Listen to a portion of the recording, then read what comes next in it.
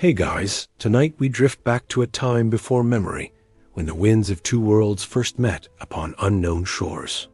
Imagine the hush before discovery, the sea calm and infinite, and far away, smoke curling from a quiet village beneath cedar trees. The air smells of salt and sun-warmed wood. The horizon hums with promise, the kind that only appears when history has yet to decide its shape. You are standing there now, on the edge of that moment, your feet light against the deck, your heartbeat slow enough to hear the sea think. You probably wouldn't survive a day on that ship, but for now, you are perfectly fine, just floating. So before you get comfortable, take a moment to like the video and subscribe, but only if you genuinely enjoy what I do here. And if you feel like sharing, tell me in the comments where you are listening from and what time it is there. Now, dim the lights, maybe turn on a fan for that soft background hum, and let's ease into tonight's journey together. The ocean stretches around you like a vast silk blanket, folded and refolded by invisible hands. Each wave moves with measured patience, almost polite, as if the sea itself is waiting for permission to speak. You notice the scent of tar and damp rope, the ghost of oranges packed weeks ago, the faint sourness of wine left too long in barrels. Everything breathes with an unhurried rhythm that feels older than words. You watch the water shimmer, and for a moment, it seems almost alive, blinking back at you with hidden curiosity. In October 1492, 3 ships glide across this endless blue: the Nina, the Pinta, and the Santa Maria. Small against the vast ocean, they are tiny floating thoughts in the mind of the world. Christopher Columbus leans near the rail, eyes scanning the horizon that never ends, hands calloused, heart full of the dream of reaching India, though the world has another plan.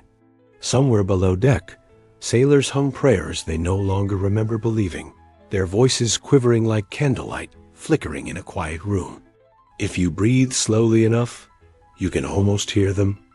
Above, stars bloom like scattered pearls.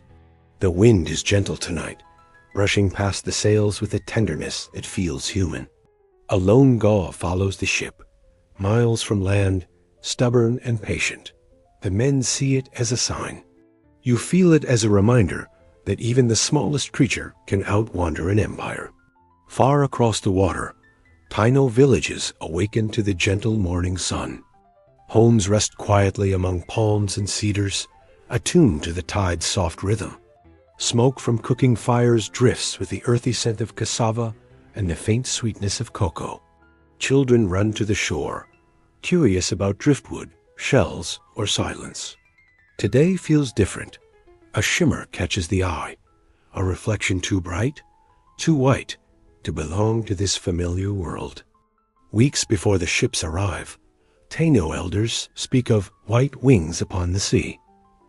They say they have seen them in dreams, sails of light drifting over the horizon. To them, these are not ships but spirits. Their songs carry the ocean's voice, and sometimes that voice sends messengers. The thought is not frightening. It is curious, reverent, a gentle conversation between equals. You imagine what it must feel like to see something so new that it has not yet been named. The sea holds its breath as the ships draw closer. You lean on the deck rail, eyes half closed, inhaling warm air tinged with salt. The horizon blurs, water and sky melding in a haze of blue and silver. Time seems to dissolve. Every beginning is also an ending, yet you are too relaxed to pursue the thought. Columbus notes in his log that the wind has been faithful.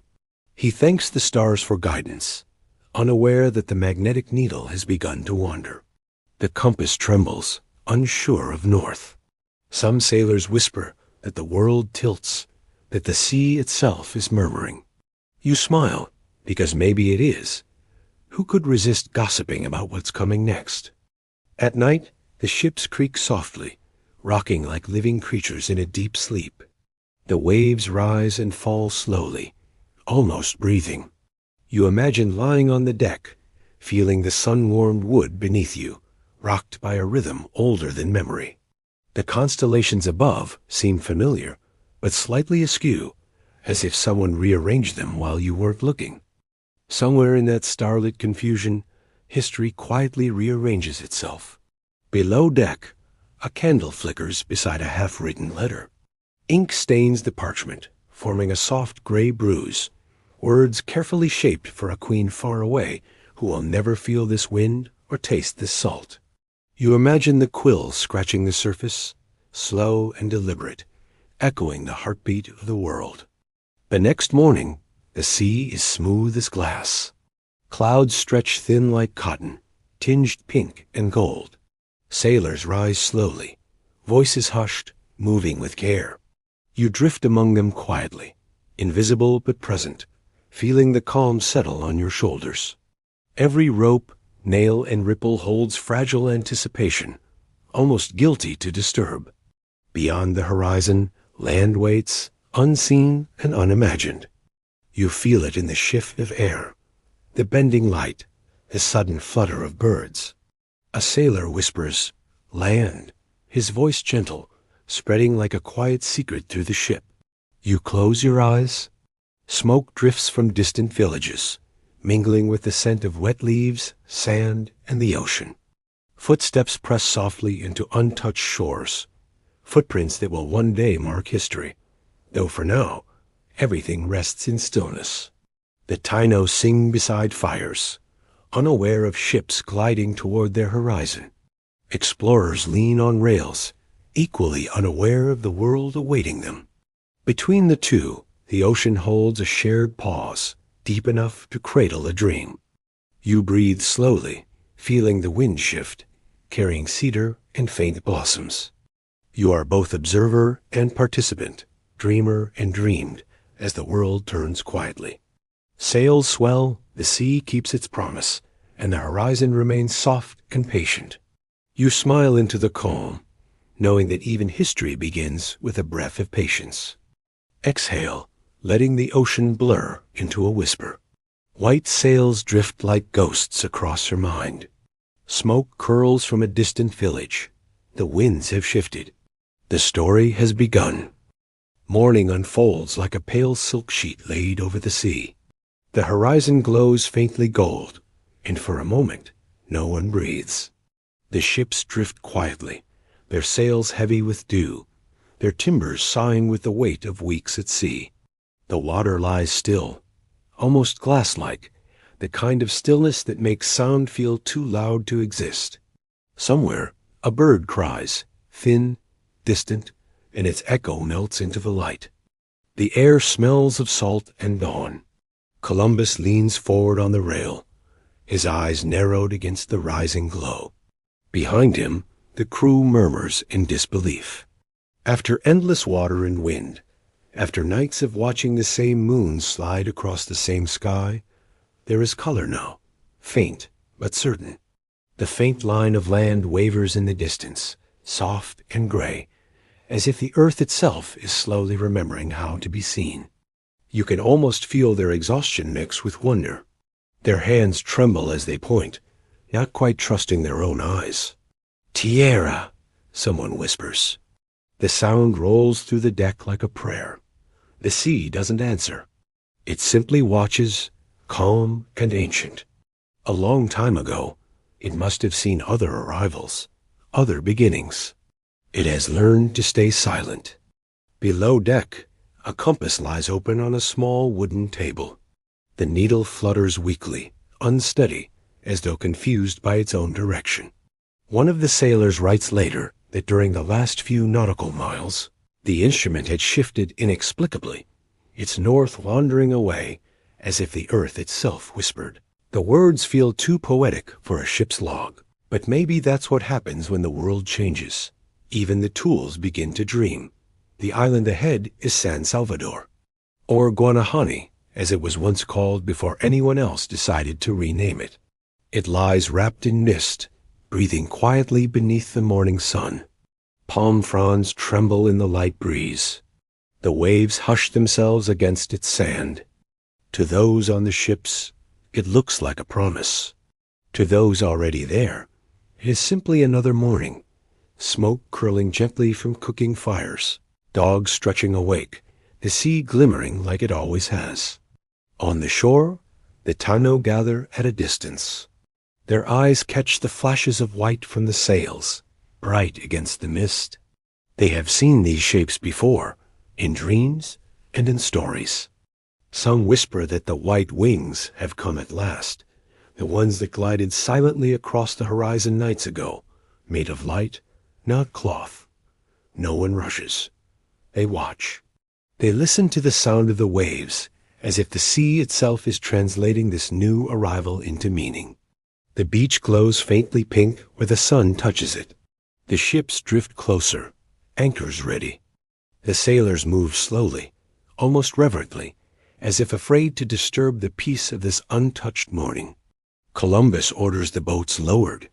The oars dip into the water with a rhythm so soft it feels like breathing. Each stroke sends small ripples spreading outward, rings of silver that break the reflection of the sky. You imagine yourself in one of those small boats, feeling the wooden hull creak beneath your fingers. The sea is shallow now, translucent enough to see the shadows of fish darting below.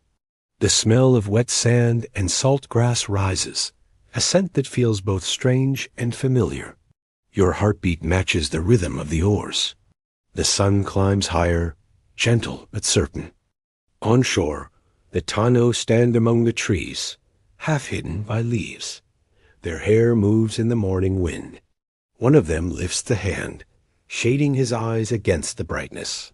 He sees figures stepping from the boats, men in strange cloth, carrying flags, armor glinting like shells. The scene is quiet, not fearful, just curious, like two dreams brushing against each other. When the first foot touches the sand, it doesn't sound like history beginning. It sounds like a whisper, the hush of wet footprints fading behind waves. The men kneel, murmuring prayers of gratitude, their words slipping softly into the sea air. One of them presses a wooden cross into the ground. The sand clings to his knees. Columbus writes later that he took possession in the name of God in Spain, but you can imagine the sound of gulls overhead drowning out the formality. From the trees, the Taino listen. They can't understand the words, but they recognize the tone, that hushed reverence people use when they stand before something greater than themselves. They stay silent, letting the wind carry meaning where language cannot. A child laughs suddenly, and the sound rings through the air like a bell. It startles no one. Even the strangers look up, can smile faintly, as if the world itself has exhaled. The sun rises higher. Mist burns away, revealing the full shape of the island, green, slow-moving, alive. Parrots drift through the canopy in bursts of color. The ships rest just beyond the reef, their white sails fluttering lazily. It's easy to forget the distance between these two worlds when everything looks so peaceful, when even the shadows seem to move gently. You breathe slowly, matching the gentle rhythm of the scene around you. Each wave folds into the next, seamless and patient, carrying the soft whisper of the ocean across the deck. Every sound, the distant call of birds, the faint rustle of wind through sails, the subtle creak of rope, layers upon another, building a quiet symphony that soothes like a lullaby. Time stretches lightly here, neither hurried nor constrained, suspended in the delicate balance between wonder and calm. Somewhere behind you, the logbook lies open, ink drying on the page that marks the first sight of land. The compass needle wavers slightly, caught between true north and the earth's quiet secret, as if even the tools of men pause to feel the moment. Warm air drifts over the deck, heavy with salt and sun, rushing against your skin. You close your eyes, listening to the hush of the surf, letting the story settle slowly into your mind, steady, calm, and inevitable, like a breath that belongs to both the sea and the horizon. The waves rise and fall, endless, patient, unchanged. The island breathes, the ships drift. And for one quiet morning, the world feels newly made, not by conquest, not by claim, but by the simple act of seeing. Morning drifts softly over the island, like a gentle hand smoothing a wrinkle in time. Mist curls above treetops, warm with the scent of cacao and damp earth. Palms and cedars sway lightly, leaves whispering as the village slowly awakens, each movement deliberate and mirrored by the surrounding world. Smoke rises from small fires, carrying the earthy aroma of cassava bread and the faint sweetness of cocoa. Children run toward the shore, toes sinking into soft sand, eyes searching for what the tide has left, driftwood, shells, or silence. Yet their joy endures. Today feels different. A shimmer on the water too bright to be ordinary, a reflection slightly out of place, as if the sea itself quietly hints at something new, something awaiting discovery just beyond the horizon. The Taino people live in close harmony with the land, their daily lives entwined with the rhythms of nature. Homes cluster in open clearings, round and thatched with palm and cane, where sunlight warms the soil and dew dries quickly.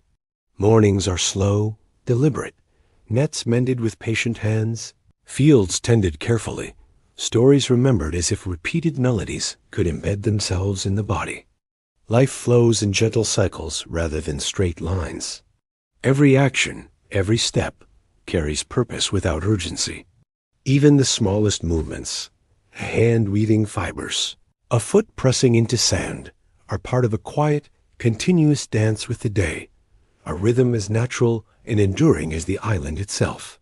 Near the edge of the village, two women sit beneath the shade of a broad tree, weaving fishing nets. Their fingers twist and knot the fibers with calm precision, each movement deliberate, each thread catching the sunlight like fine, spun silk. Nearby, men wade into shallow waters, spears poised and reflections shimmering beneath them. Schools of silverfish ripple and flicker through the water, their bodies catching the sun, moving in liquid waves that mirror the rhythm of life itself. Each ripple carries the echo of generations, a pulse as old as the ocean, soft yet insistent. Children chase one another along the riverbank, laughter floating through the air like birdsong. They scoop up smooth stones, toss them into the current, and watch concentric circles fade across the water's surface. One child kneels to draw a sun in the soft sand, its rays spiraling outward in uneven, joyous lines. The pattern is fleeting, but its impermanence does not diminish its delight.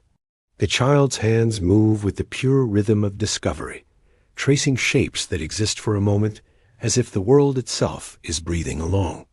Elders gather beneath the broad leaves of banana trees, voices low and measured. They speak not to teach, but to remember, letting stories drift on the smoke of their fires. One recounts the birth of the sea from a spirit's tears. Another tells of stars that once walked among humans before finding their places in the sky. Each tale flows slowly, its cadence matching the rhythm of the village, the gentle rise and fall of wind and tide, the heartbeat of a people entwined with the land. The smoke rises steadily, dissolving into the pale blue sky, carrying stories like whispers across time. Life here revolves around quiet, deliberate repetition. Cassava, maize, and sweet potatoes are cultivated carefully, each seed attended by hand. Cacao beans dry in the sun upon woven mats, faintly scented with honey and wood, attracting curious birds that hop fearlessly nearby. The wind sometimes lifts the mats, sending a soft flutter through the village, mingling with the warm aroma of roasting beans. Time stretches around these small motions, unbroken, as if the world itself prefers slow, deliberate breathing over hurried steps. Afternoons settle like a soft cloak. Shadows lengthen, hammocks sway between trees, and the sound of the sea grows louder in gentle accompaniment to the village's quiet. Someone hums a tuneless melody, a song without words, drifting like smoke through the air, as if it has always existed, passed down from hands and hearts that remembered before writing began. The rhythm is comforting, a thread tying each life to another, uniting generations in the soft continuity of being. When evening falls, the villagers gather for the arredo. It is a dance, yes, but more. A living archive of memory, a slow, deliberate expression of stories that are not written but traced in motion. Hands join, feet step with intent, bodies sway in harmony with drums, maracas, and voices rising softly like the swell of the sea. Each movement is a word, each sway a sentence, each circle a paragraph in a narrative older than anyone can name. Time folds into itself here, the dance looping and bending, a tapestry of living memory that intertwines with the land. Some say the arredo can continue for days, its rhythms unbroken, weaving story and life together until one becomes indistinguishable from the other. Watching, you feel time bending and breathing within the dancer's steps, each movement a pulse of memory made visible. Shadows stretch long across the clearing, flickering softly in firelight. Children drift into sleep, soothed by the gentle echo of drums, while elders observe with serene lined faces, steady and calm as the rhythm carries on. Smoke curls upward, faintly scented with cacao and distant rain, reaching toward the starlit sky above. The stars shine brightly, the same ones traced by sailors on faraway seas, unaware of this village beyond the palms. Here, no thought of ships or strangers intrudes, only quiet life, breathing, planting, weaving, remembering. Lying in a hammock, the cool evening air brushes your skin. Drum beats blend with the distant surf, and the night hums a lullaby older than memory itself. Time itself feels suspended. The rhythm of the village, the sway of the trees, the laughter of children, the measured steps of the arredo, all fold together in one gentle, continuous pulse.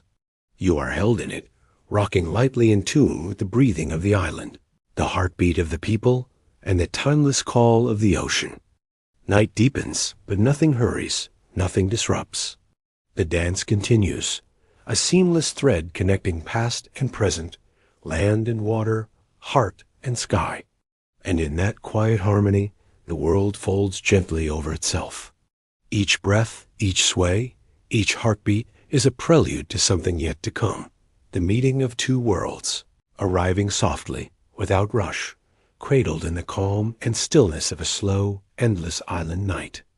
The morning arrives soft and slow, as if the world has forgotten how to rush. Mist clings to the palms, and the surface of the water glows with a light too gentle to name.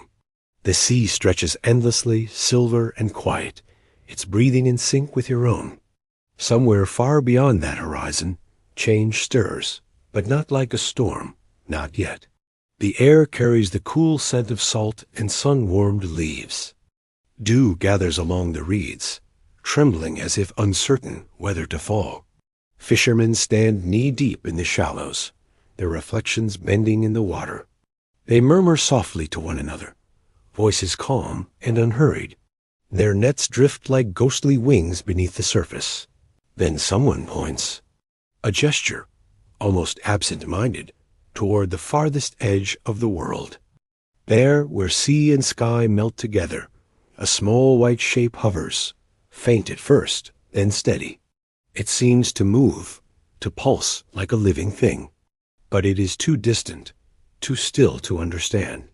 The men squint against the light, eyes narrowing not in fear, but in wonder. The sound of waves fills the pause between their breaths. Birds wheel overhead, their cries sharp and cheerful, as if to greet the newcomer. The fishermen exchange a glance and laugh quietly, one suggesting it must be a sea spirit visiting. Another, half joking, wonders if it's a floating cloud that lost its way. The sea gives no answer, only the long sigh of foam on sand. Hours pass, and the dot remains, growing no larger, yet refusing to disappear. The villagers carry on their tasks, but every now and then someone glances seaward. Even the elders, who have seen more seasons than anyone can count, look out across the waves with a faint curiosity. The morning feels stretched, as if time itself has slowed, holding its breath to watch. In Taino belief, The ocean is alive. It breathes, it remembers, and sometimes it speaks. When the wind shifts or the current hums differently beneath a canoe, they say the sea is whispering.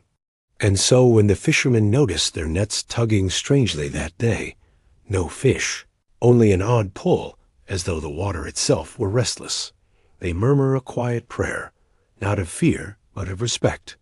By midday, the mist has burned away.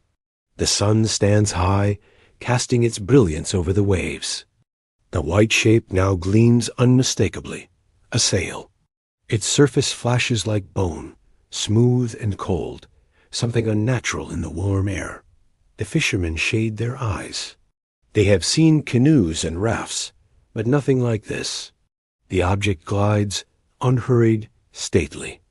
It does not drift with the wind, it commands it. A group of children gathers along the beach, toes buried in the hot sand. They point and chatter, their voices rippling like the tide. A few begin to beat softly on small drums, not in alarm but curiosity, a rhythm that answers the waves. The sound carries over the water, a heartbeat of the island, calling out to whatever approaches. The women drying cassava pause, shading their faces, following the children's gaze. One laughs quietly, saying it looks like the wing of a great seabird resting on the water. Others nod. The comparison feels right. The sail rises from the horizon like a feather caught in sunlight, gliding without effort. A few fishermen claim later they saw the air shimmer around it, as if the earth itself were exhaling. You imagine standing among them, the salt clinging to your lips, the soft hiss of the tide washing around your ankles. The sky above is vast, almost too blue to look at. The white sail glows like a dream, distant yet near enough to make your heart tilt in its direction. It is not menace you feel, only wonder, the delicate curiosity of a world about to widen without knowing it. By late afternoon, the light softens, and the horizon shimmers with heat.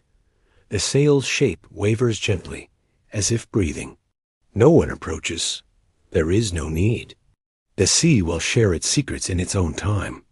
Until then, the village moves with quiet purpose. Nets are untangled, fires tended, and soft songs rise to the setting sun, blending with the rhythm of waves and the slow, steady heartbeat of the day.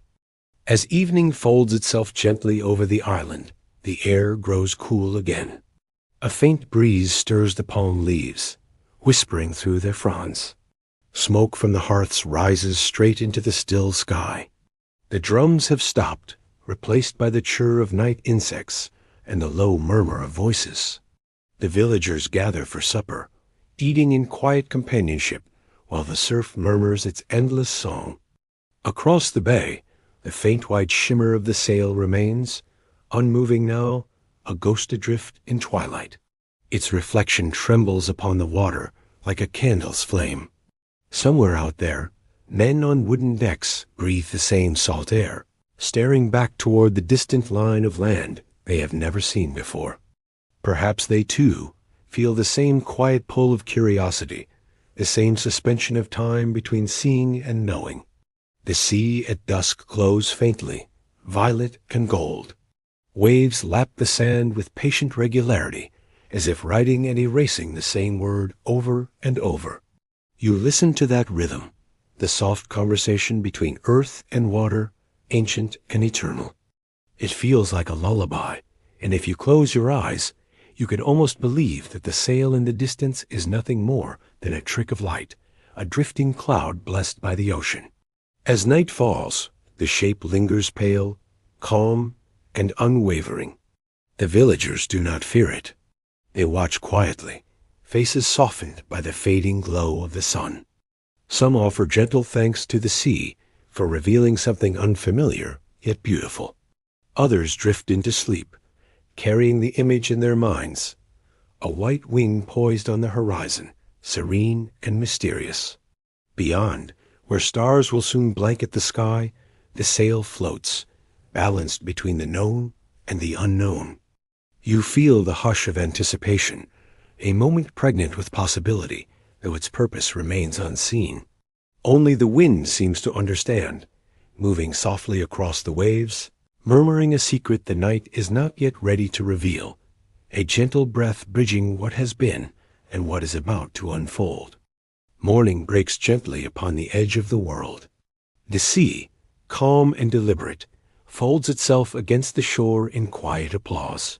Mist still lingers in the hollows between the palms, drifting like the breath of a dream not yet finished. The light grows warmer, shyly spilling across the sand, and you can almost hear the slow rhythm of the planet turning, the soft pulse beneath everything alive. Out beyond the reef, ships rise like mountains of timber and cloth. Their sails hang limp in the stillness, their ropes creaking softly in the sun. The men aboard do not speak. They stand at the rails, staring toward the land that lies ahead, a narrow ribbon of green and gold wrapped in haze. Some murmur prayers beneath their breath, words learned long ago and spoken without thinking. Others simply watch, their eyes wide and quiet. Then, as if the world has held its breath long enough, a small boat is lowered into the water. Oars dip in rhythm, wood against sea, and ripples spread outward in circles that fade into the light. The sound is calm, a whisper more than emotion. The boat glides toward the island. The men aboard say nothing, their faces steady, but their hands trembling just slightly, betraying the weight of what they do not yet understand. The first footstep comes with no ceremony. A man steps onto the wet sand, his boot sinking just a little. The earth accepts him, not with resistance, but with silence. The others follow, each leaving behind the same dark impression. Leather against earth, salt against skin, breath against the invisible weight of history beginning. The palm trees sway lightly, their fronds whispering in the morning wind. No words are exchanged. No drums, no shouts, no horns. Only the sound of breathing, human, uncertain, reverent, mingling with the hum of insects and the far rhythm of waves. The men look around, eyes squinting against the light. To them, the island seems to glow. Every color feels brighter than what they have known. The greens almost singing, the air thick with the perfume of flowers and distant smoke. One man bends to pick up a handful of sand. He lets it fall slowly through his fingers, the grains glinting like powdered sunlight. It smells of salt and root and life. He wonders if this, too, will change them, if even the earth itself will cling to their skin. Columbus himself, though no words escape his mouth, breathes deeply. The scent is strange, sweet and damp, not like the harsh Atlantic air that carried them here. He lifts his eyes toward the palms that sway as though bowing. In his hand, a small flag flutters gently. It is not raised high, only held, a gesture more of habit than of conquest. Historians still debate where exactly these first steps were taken. Some say it was Guanahani, now San Salvador. Others insist on Samana Cay or another unnamed shore. But perhaps it doesn't matter. The sand was soft, the air warm, the sky immense. The act itself of stepping onto new earth was the same, wherever it happened. You can feel the hush of that moment, as if time itself has thinned and stretched, delicate as morning mist. The surf inhales and exhales gently, a rhythm mirrored in the long shadows of men upon the sand. Deep in the forest, hidden birds call softly, curious but unafraid. The new world does not react. It simply listens, patient and vast. Behind them, boats rock lightly in the shallows, wooden hulls creaking with gentle grace. Further out, the ships glint under the rising sun, each mast and sail a cathedral of wood, catching light and shadow in quiet reverence. A sailor bends to pick up a half-buried shell, its spiral reflecting a pale glow from the morning. He tucks it into his pocket, unaware that it might one day vanish, either preserved in a distant place or worn away into dust. For now, it is a small gift from the earth, perfect and unclaimed. Amid the trees, watchers remain still, almost merging with the green. Faces are calm, unreadable, neither welcoming nor fearful.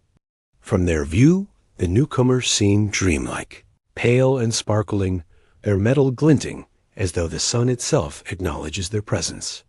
The men on the beach sense that they are not alone, though they see nothing.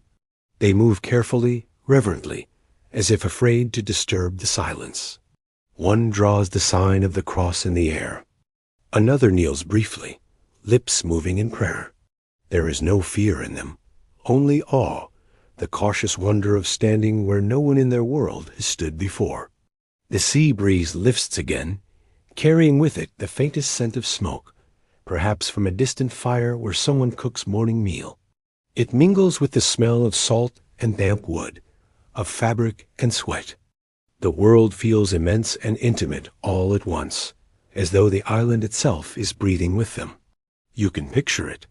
The prints of leather soles pressed into the wet sand, the pattern of waves washing slowly over them, softening their edges. Each step a question, each breath a pause. There is no music, no speech, only the language of presence, a quiet that seems to vibrate beneath the skin.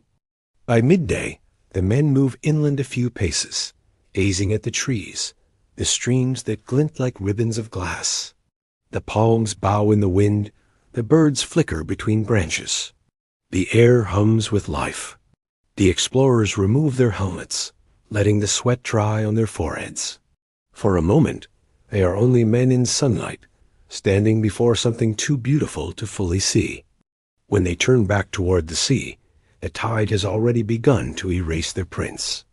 Each wave rolls in, spreading thin foam over the sand, smoothing away the proof of arrival.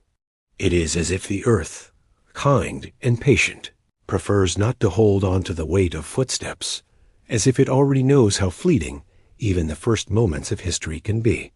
The men gaze toward the horizon, once distant, now near.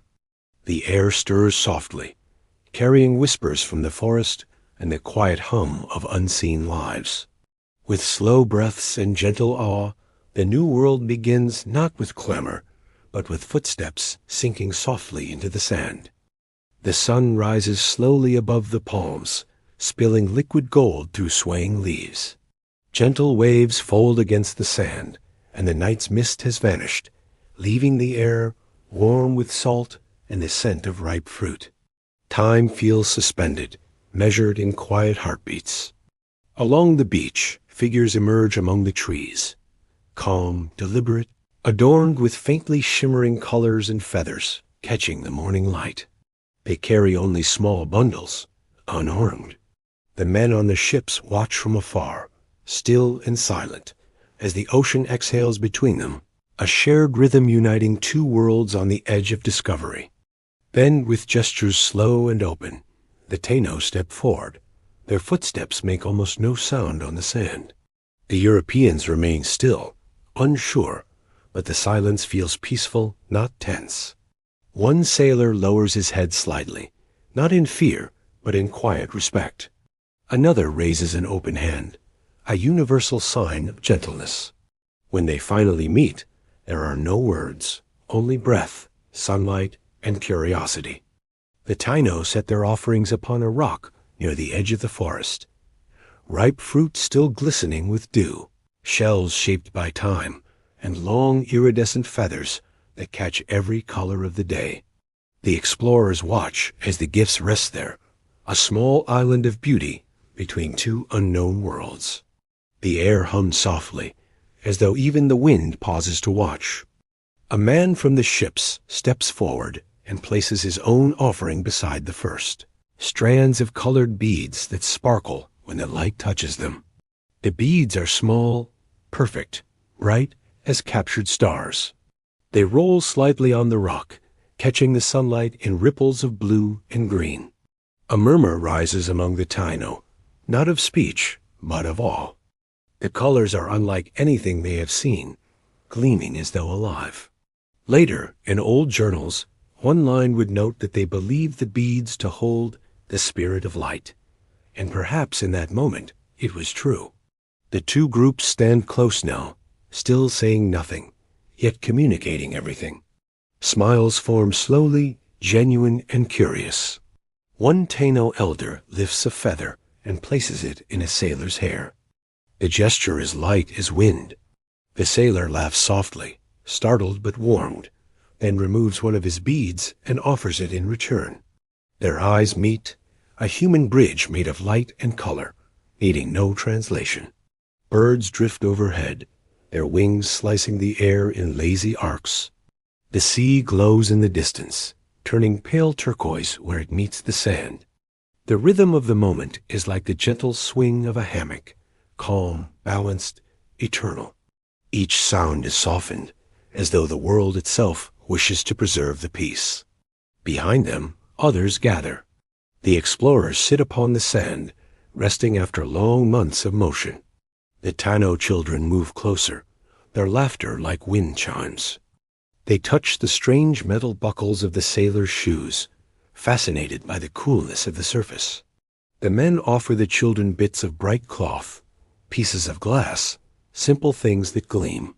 In return, the children bring flowers and shells, arranging them in careful patterns on the sand.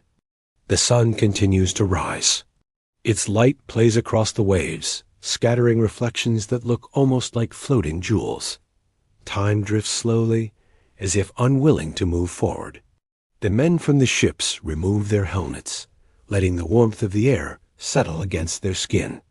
They are tired, but for the first time in many days, they feel safe. In one corner of the beach, a young sailor kneels to examine a shell given to him, white, coiled, flawless. He holds it to his ear and listens. Inside, he hears the ocean, endless and deep. He wonders if it is the same sea that carried him here, or if this island has its own ocean, quieter, more forgiving. The Taino elders speak softly among themselves, their tones melodic and even. Though the visitors do not understand the words, they can feel their meaning. Welcome, curiosity, a kind of gentle recognition. One of the elders raises a wooden bowl filled with fruit, mango, guava, banana, and offers it to the Europeans. The sweetness fills the air, bright and unfamiliar. The men taste it cautiously, then smile in quiet delight. In return, the sailors bring small mirrors, their surfaces gleaming. The Taino gaze into them, startled by the sight of their own faces reflected.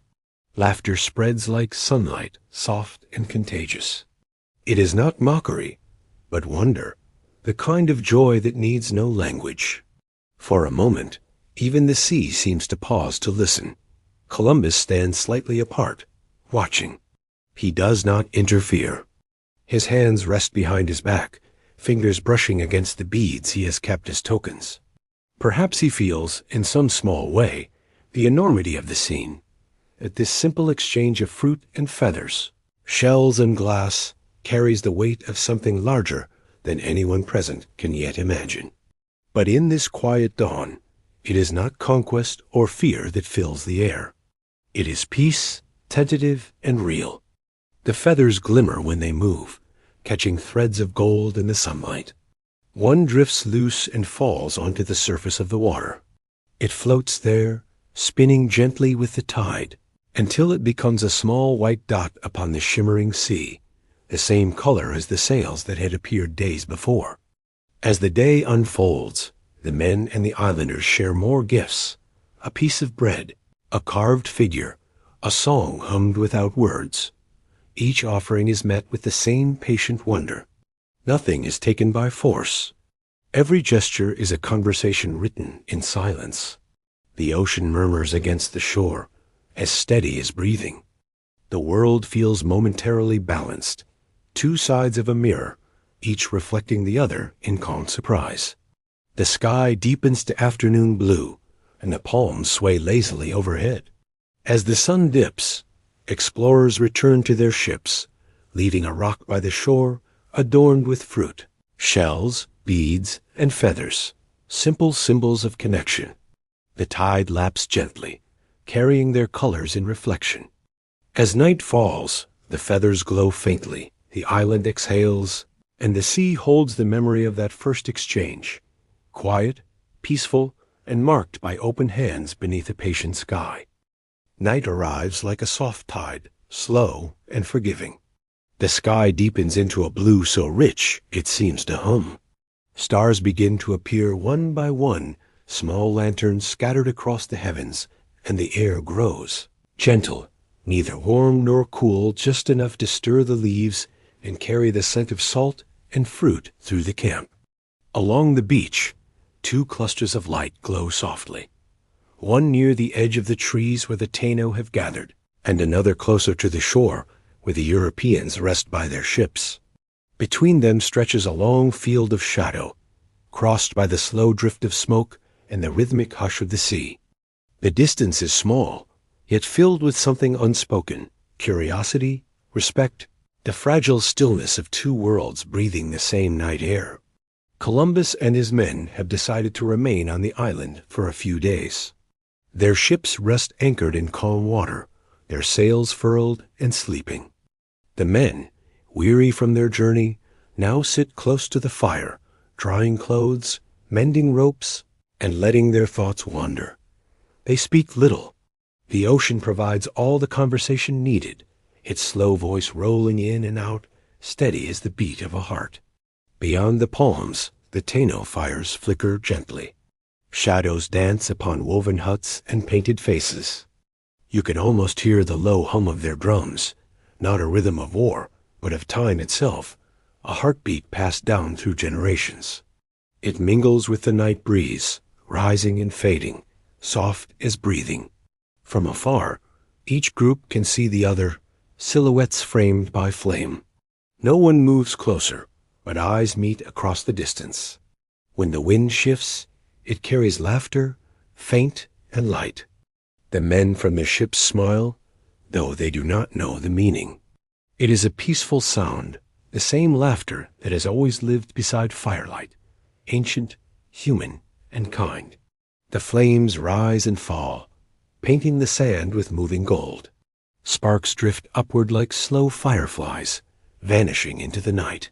The sailors roast what little they have, bread hardened by sea air, fish caught in the shallows. The scent of it mingles with that of roasted plantains and herbs from the Taino camp. 2 worlds cooking beneath the same stars. Sometimes the wind carries with it the faintest note of music, a shell flute, perhaps, or the hum of a voice singing to the sea. It moves through the palms and over the waves, and even those who cannot understand the song feel its calm weight. It tells of home, of ancestors, of the rhythm of the ocean that links every shore. The men listen, and one by one, their conversations fade into silence. The night wraps around them like a blanket. The sea reflects the stars until it seems the sky has doubled, and all the world floats between 2 infinities of light. In Columbus's journal, he writes briefly about this night, about the fires that dotted the island like fallen stars. He does not mention the stillness, nor the quiet warmth, but perhaps he felt it too. The peace of not knowing what comes next, the strange comfort of shared existence. The Taino tell stories beside their fires, their hands drawing shapes in the air. Shadows flicker across the sand, retelling legends of creation and rain, of spirits who walk through the wind. Children listen with eyes wide, the light of the flames reflected like small worlds in their pupils. One elder speaks of the souls that travel across the sea on wings of white, a tale older than the moment yet newly alive tonight. Across the beach, the Europeans stand silently. A young sailor, lost in thought, watches the distant gestures and wonders at their meaning. Fear touches him not. Only a quiet ache of curiosity fills his chest. He recalls his own village far away, where long winters were softened by glowing fires. Though the stories differ, the warmth feels familiar, bridging worlds and moments, and he lingers in that gentle recognition, caught between memory and the unfamiliar beauty before him. The night deepens. A faint mist begins to form near the shoreline, glowing where it catches the firelight. Someone notices flickers of pale blue light dancing low above the sand. The sailors murmur, pointing softly. The Taino, too, see them. The blue fires, they whisper. Tiny orbs shimmer and fade, moving like breaths of air. Some say it is gas from the marsh. Others claim they are wandering spirits drawn to the meeting of strangers. No one moves to disturb them. The lights drift among the palms, ghostly and serene, until the wind carries them away. The hours pass gently. Fire becomes ember, ember becomes glow. The stars tilt higher, tracing quiet arcs across the sky. The men on the beach begin to doze, their bodies slack with the ease that only exhaustion and peace combined can bring. The Taino fires burn longer, steady and ancient, each one a keeper of time. You can imagine the scene from above, a dark island ringed by moonlight, tiny dots of gold along its edge, the two camps breathing in harmony. The ocean stretches endlessly beyond, dark velvet scattered with stars. Even the waves seem to move more slowly now, curling with care, unwilling to break the spell of the night. Somewhere near the ships, a candle flickers in a small lantern.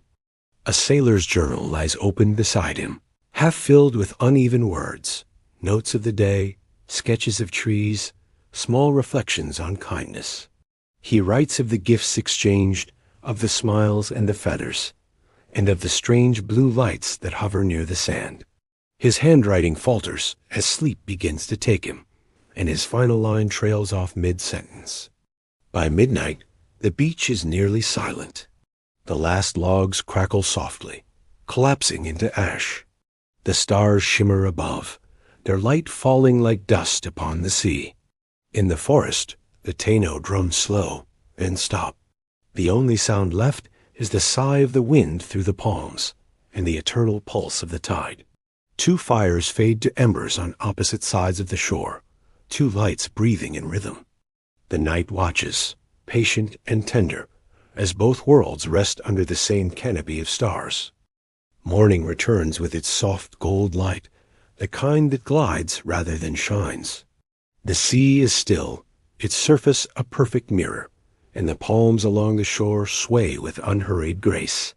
A faint haze lingers, curling gently over the sand like breath made visible. Everything feels suspended, as though the island itself has paused to listen. Near the anchored ships, a table has been set upon the sand. Its legs sink slightly into the ground, tilting just enough to make the ink pot tremble with every breeze. A man sits before it, his hair still damp with salt, his eyes tracing the horizon as if memorizing each line. Before him lies an open logbook, pages pale, edges curled, waiting to hold the shape of a new world. He begins to draw. The quill moves slowly, whispering across the parchment. Each stroke captures not just what he sees, but what he feels.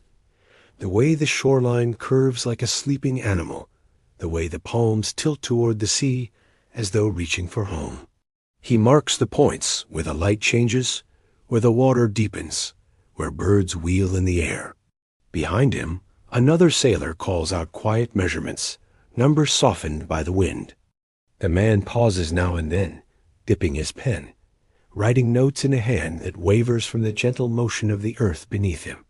October 13th, 1492, he murmurs under his breath. The sound of the date seems strange, too exact for a place that has no need for calendars. Yet he writes it anyway, as if anchoring the moment before it drifts away.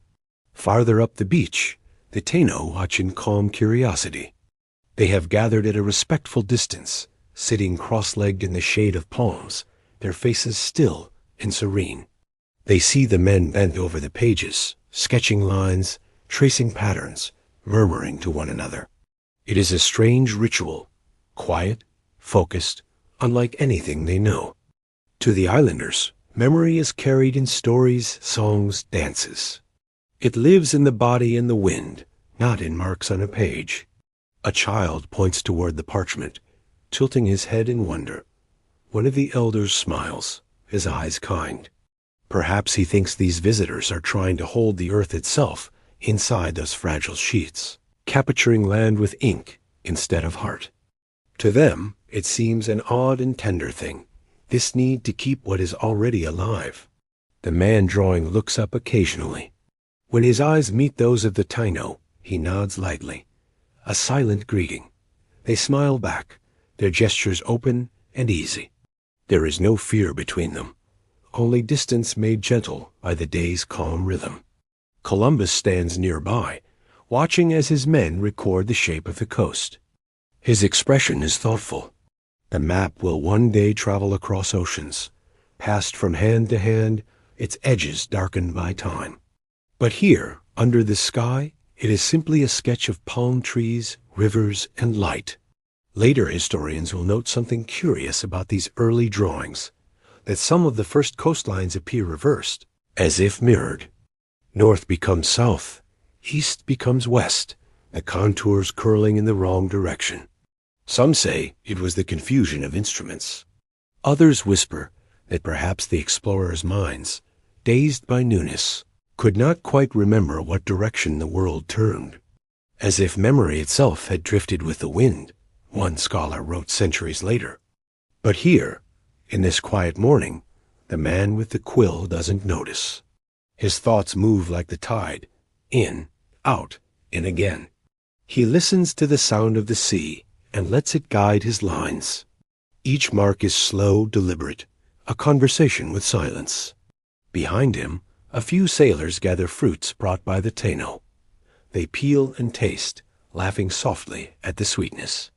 The sound blends with the scratching of the pen, with the rustle of palm leaves, with the call of distant birds. The island seems to hum with gentle life, patient and unconcerned. The Taino children drift closer now, emboldened by curiosity. One kneels near the table, eyes wide. The sailor smiles and turns the parchment toward him, showing the dark ink shapes, lines that mean land, circles that mean trees, dots that mean water. The child tilts his head, tracing the lines with his finger in the air. Then he picks up a stick and draws his own map in the sand, not of the coast, but of the path between his home and the beach. His map fades with each passing breeze, yet it is no less true. The man laughs softly. For a moment, the two ways of seeing meet, the permanence of ink, the impermanence of sand. Both are maps of memory, one meant to last, one meant to return to dust. The day unfolds quietly. The logbook fills with notes, clear water, gentle people, many alms. The handwriting trembles with fatigue, but steadies with wonder. Each word is a bridge across uncertainty. The ink dries quickly under the sun, dark and alive against the pale paper. As the afternoon light deepens, the man lifts his gaze again. The horizon blurs where the sea meets the sky, an endless blue upon blue. He draws it too, even though he knows no map can hold infinity. Still, he tries, because that is what humans do when faced with beauty too large to carry. By sunset, the pages are filled. The quill rests, its tip darkened and dry. The sailor closes the logbook and presses it to his chest for a moment, feeling the faint warmth of the day trapped in its cover. Then he sets it aside, content in the thought that he has captured something of this place, even if only its reflection. As the sky turns amber, the Taino rise to leave, their movements graceful and quiet, like birds returning to roost. One pauses, glancing back at the men by the sea, smiling faintly, as if to say the land need not be remembered to endure. Night falls, and unfinished maps lie on the table, ink glimmering in the fading light. Gust flips a page, and for a heartbeat, the coastline seems to breathe, waves curling across the parchment. Then the wind stills. The map remains imperfect, reversed in places, yet beautiful, a fragile attempt to capture what was never meant to stay still, the sea, the shore, and the wonder of first sight. Morning begins in quiet. Mist curls around tall mahogany trunks, soft as breath. The air is damp and sweet, resin, earth, and a faint floral note, a secret the island keeps. Explorers tread slowly, boots sinking into moss that sighs beneath them.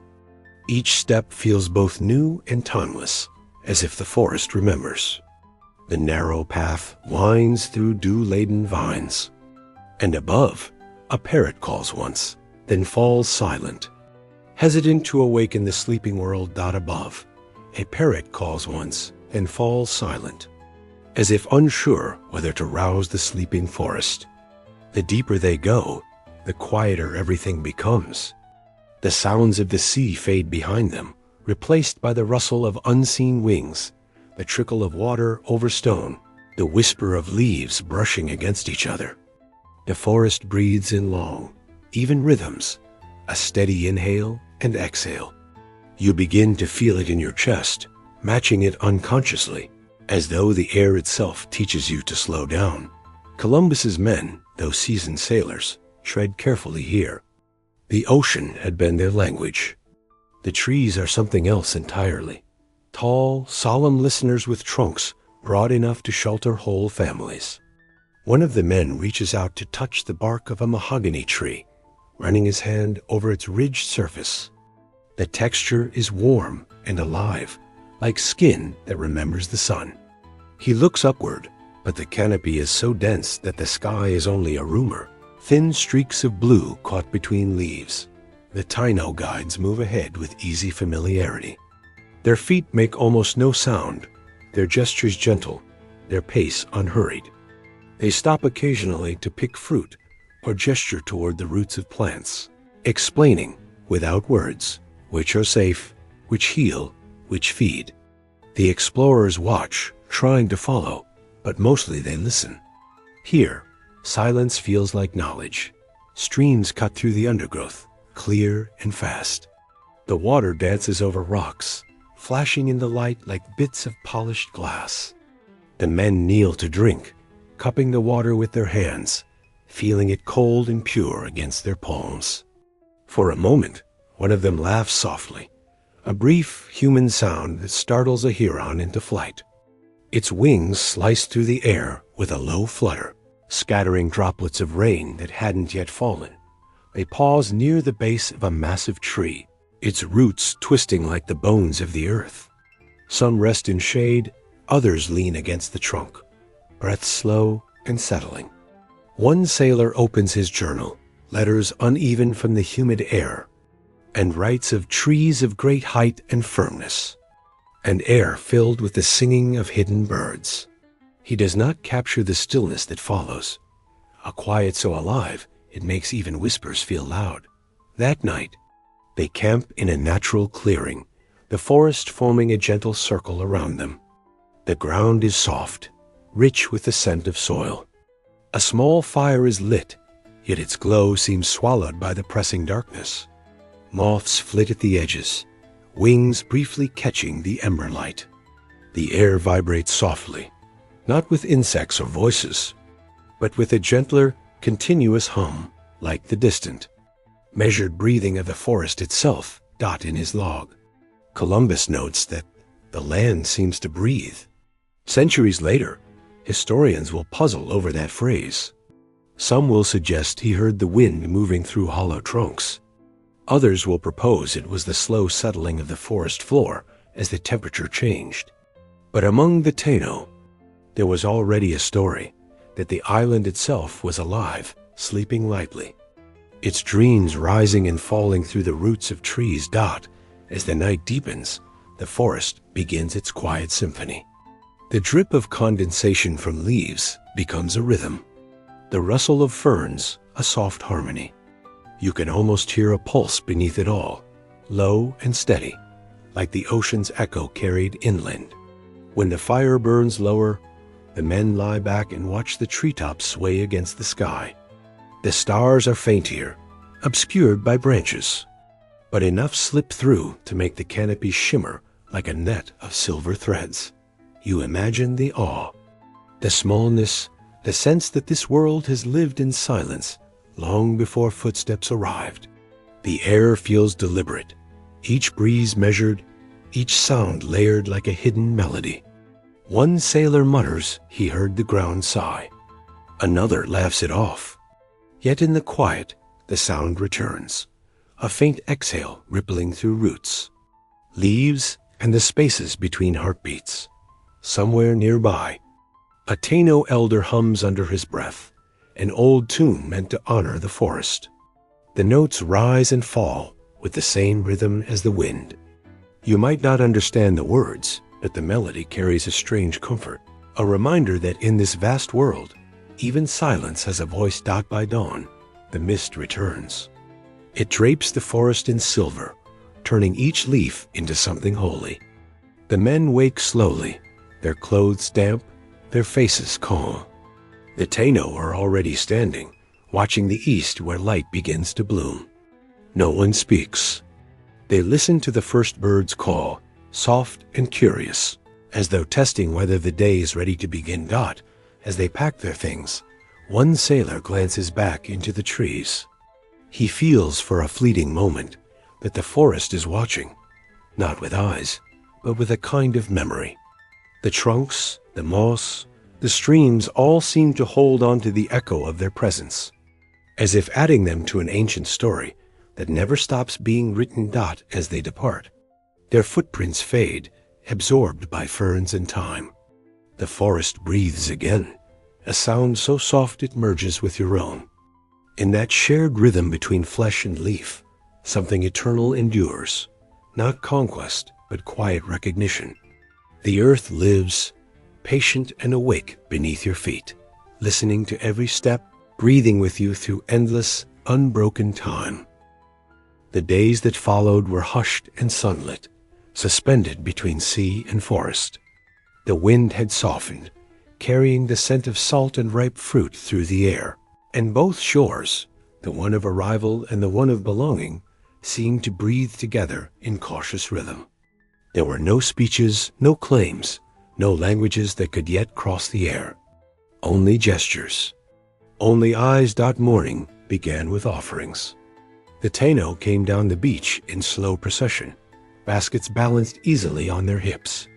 Inside, yellow plantains still warm from the sun, clusters of maize wrapped in broad green leaves, small pearls gleaming like captured rain. The explorers, awkward at first, responded with trinkets, polished metal, tiny mirrors, bright glass beads that caught the light and broke it into color. When the first hand reached out, time itself seemed to hold its breath. A Taino fisherman placed a shell necklace in a Spaniard's palm, its surface smooth and warm. The sailor, in return, opened his hand to reveal a thin silver coin, dull from sea air, but shining enough to draw a soft laugh from the onlookers. No words were spoken, but a shared understanding passed between them. The simple human knowledge of giving and being given to. The exchanges became ritual.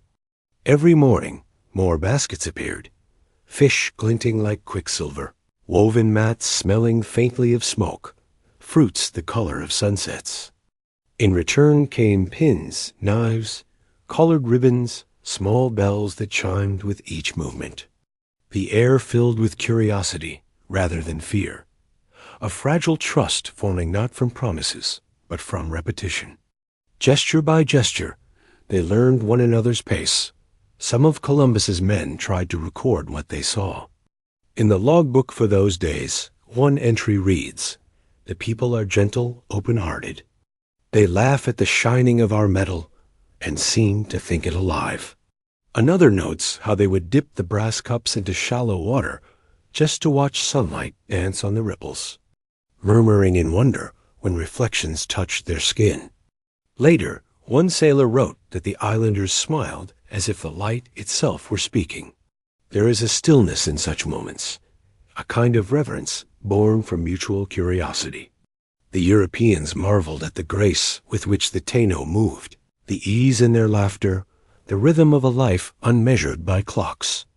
The Taino, in turn, watched the strangers with fascination, their heavy clothes, their pale faces, the way their tools shone like captured lightning. No one yet knew the cost of these gifts.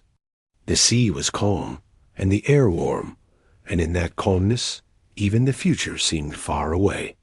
The exchanges continued in silence, each side studying the other's face for meaning. A nod, a smile, A soft tap on the chest. Thank you. This is good. You are welcome here. At dusk, when the tide crept up to wash away footprints, both groups sat near the same fire, but not together. The smoke drifted between them like a thin veil. Someone plucked at a stringed instrument brought from the ship, a tune slow and melancholy. The Taino listened, swaying slightly, perhaps recognizing something universal in the melody. When the song ended, one of the islanders responded by drumming softly on an empty gourd. The rhythm was different, older, circular instead of linear, but it carried the same intention. We hear you. Columbus wrote again that night. His words, translated centuries later, would read, "They give with such freedom that I believe they could be made Christians easily. For it seems to me they love with open hearts." What he did not record, what perhaps could not be recorded, was the silence that filled the spaces between each gift. That silence spoke of something deeper, an instinct older than language, where trust was measured not in value, but in presence. One morning, a group of sailors brought out a polished copper basin. They placed it in shallow water where sunlight struck it at an angle. The surface shimmered like a small captured sky. The Tano children gasped, stepping closer, watching as the basin reflected their faces, the clouds, the bright curve of the beach. They laughed, light, sudden, uncontrollable laughter, and reached out to touch their own mirrored images, as if meeting themselves for the first time. The men from the ships laughed too, the sound carrying over the waves. Unburdened by any thought of borders or gods, for a while, the ocean seemed to join in, each small wave catching and scattering light, as though the world itself approved of this quiet meeting. Later that day, one of the island elders approached the Spaniards, holding a feather crown, bright red, woven with care. He placed it gently at the foot of Columbus's staff, then stepped back with a nod.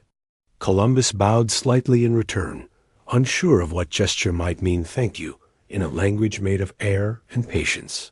That night, beneath a half-moon, the fire burned low and blue. The men from the ships ate roasted fish and sweet fruits they had never tasted before. The Taino sat further down the beach, their laughter low and warm. Between them stretched only the sand, glowing faintly in the starlight, shaped by the tide, rewritten with every breath of wind. You can almost see it now, the rhythm of exchange, slow and circular, a dance of open palms. No suspicion yet, no history written in iron, just a handful of men and women beneath a vast Caribbean sky, sharing what they have because it feels natural to do so. And somewhere out on the horizon, the sea keeps its own log, a memory written not in ink, but in the endless hush of waves. In the stillness before dawn, a sailor watches the reflection of his lantern in the water. For a moment, it looks like a second sun rising from below, trembling, uncertain, but bright. He thinks of how laughter can sound the same in every tongue. Perhaps, he wonders, this is how peace begins, not in words, not in trees, but in the silent exchange between two hands meeting halfway across the unknown. The night held a gentle stillness, wrapping the ships and sleeping shore in quiet. The moon rose slowly, casting a silver path across the calm Caribbean waters, as if even the wind had paused. Beneath its pale light, the bay rested peacefully.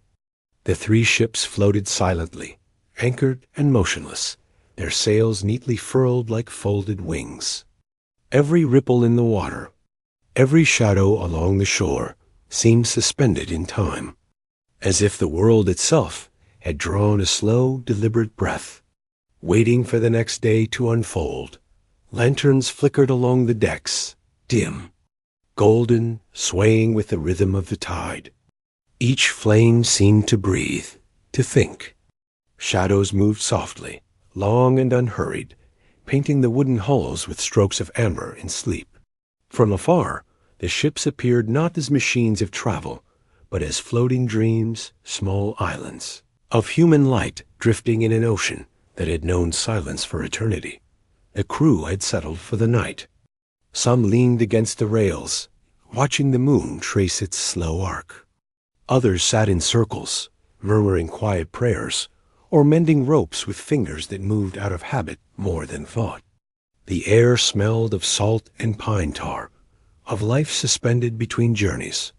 Down below, in the small hammocks that swung like cradles, men dreamed of home, of olive groves and cold stone streets, of faces half remembered.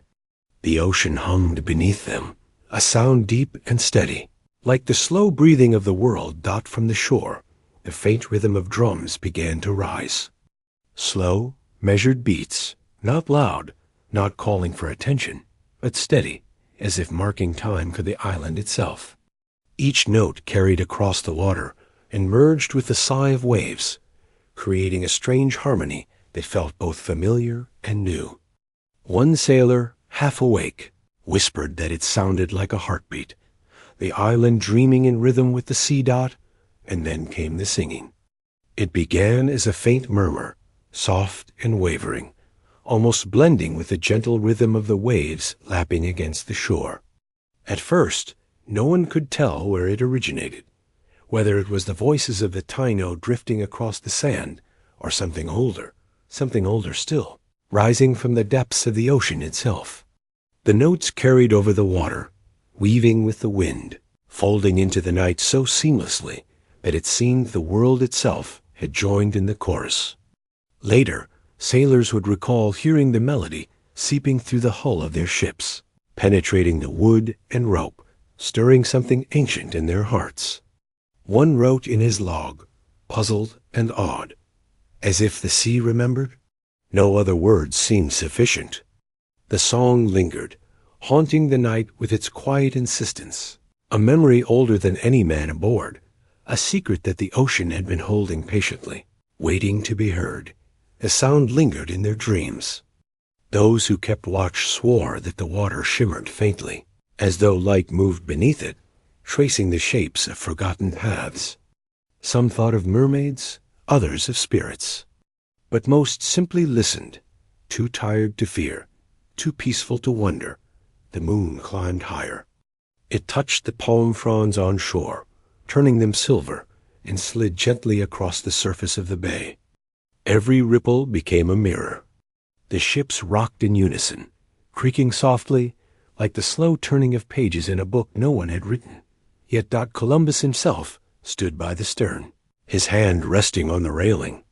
He was silent, his face half hidden in the glow of the lantern. Behind him, the dark sea stretched without end. Ahead, the new land shimmered in moonlight, still mysterious, still unnamed. He closed his eyes, perhaps feeling for the first time that he was both discoverer and dreamer, and that the line between the two was as thin as the edge of the tide. The night deepened. Crickets called from the shore, blending with the faint beat of distant drums. The wind shifted, carrying scents of burning wood and ripe fruit, drawing the men on deck instinctively toward it. Time passed unnoticed as stars wheeled overhead, their reflections glittering on the water. A lone bell marked the changing watch, fading into the island's lullaby. On the beach, Taino fires still burned, figures moving gracefully, shadows stretching across the sand. The drums continued, gentle, steady, eternal.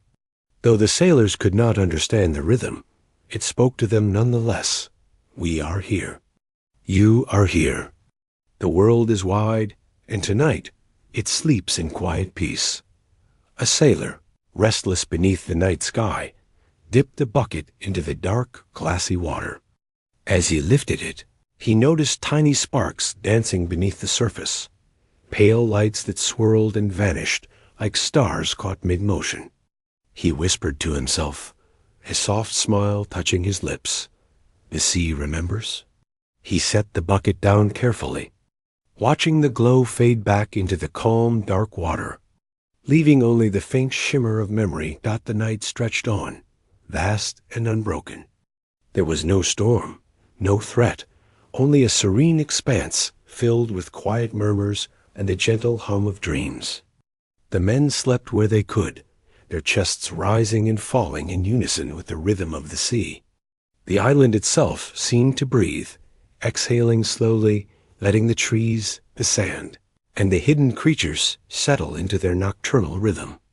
Above it all, the moon arced silently across the sky, its silver light spilling over the bay, painting ships and forest alike, illuminating the quiet hearts of strangers who had never met but now shared this fragile, fleeting world. If you listen closely, you may still hear it, ropes creaking with the tide, drums fading on the wind, the sea whispering against the shore. The world feels half dreaming, half awake, as if time itself has paused. In that hush between sea and sky, history waits quietly for the first light of dawn. Night settled gently over the island, folding the world into quiet. The horizon became a single dark line, and above it, the first stars trembled into view, faint, silver sparks that seemed to hover between memory and light. The air was cool, brushed by salt and the scent of damp wood. Both on shore and aboard the ships, people lifted their eyes to the same sky, unaware that their gazes already crossed somewhere in the vast space between constellations. For the Taino, the stars were alive. They were guides, ancestors, quiet keepers of time. The elders traced their shapes with open palms, showing children which stars foretold rain, which warned of calm seas, and which marked the planting of cassava. Each cluster of stars held a story, a song, a lesson. The constellations moved in rhythm with the tides, rising and falling with the seasons, a slow, deliberate heartbeat that linked sky and earth. Far out on the anchored ships, sailors read the stars as maps, measuring and memorizing, seeking steadfast Polaris. Quiet voices recorded angles, while ink scratched on parchment, blending with the distant tide. Two worlds shared one sky. Sailors measured, islanders read meaning. For a moment, all calculations and interpretations faded, leaving only starlight in their eyes and hearts, listening for something beyond words. The sea shimmered with reflection, each wave a tiny mirror to the night above. The ships rocked gently, and on shore, palm fronds rustled with a rhythm as steady as breath. A bird called once and fell silent, as though not to disturb the fragile balance of the hour. One sailor lay back on deck, whispering, "It feels as though the stars are closer here." Perhaps it was the clarity of the air, the depth of the dark, or the hush of the night itself. But the heavens looked larger, fuller, almost alive. Above him, faint trails of light swept the horizon, like lanterns moving beneath the surface of the sky. On the island, a Tainu woman saw the same motion and smiled. She believed them to be the spirits of sea turtles, moving as messengers between the worlds of water and air. Unaware of each other, she and the sailor attempted the same thing, to grasp wonder, one through story, one through ink. A preserved entry from a sailor's log describes a familiar constellation disappearing for 3 nights, as though the heavens themselves had changed. He attributed it to humidity, the curvature of the horizon, or the tricks of the eye. Yet for the islanders, such vanishings were ordinary. Stars sometimes rested. Sometimes they dipped into the sea to cool their fire, only to rise again when the world required their light. It is tempting to claim one way of seeing as truer than another.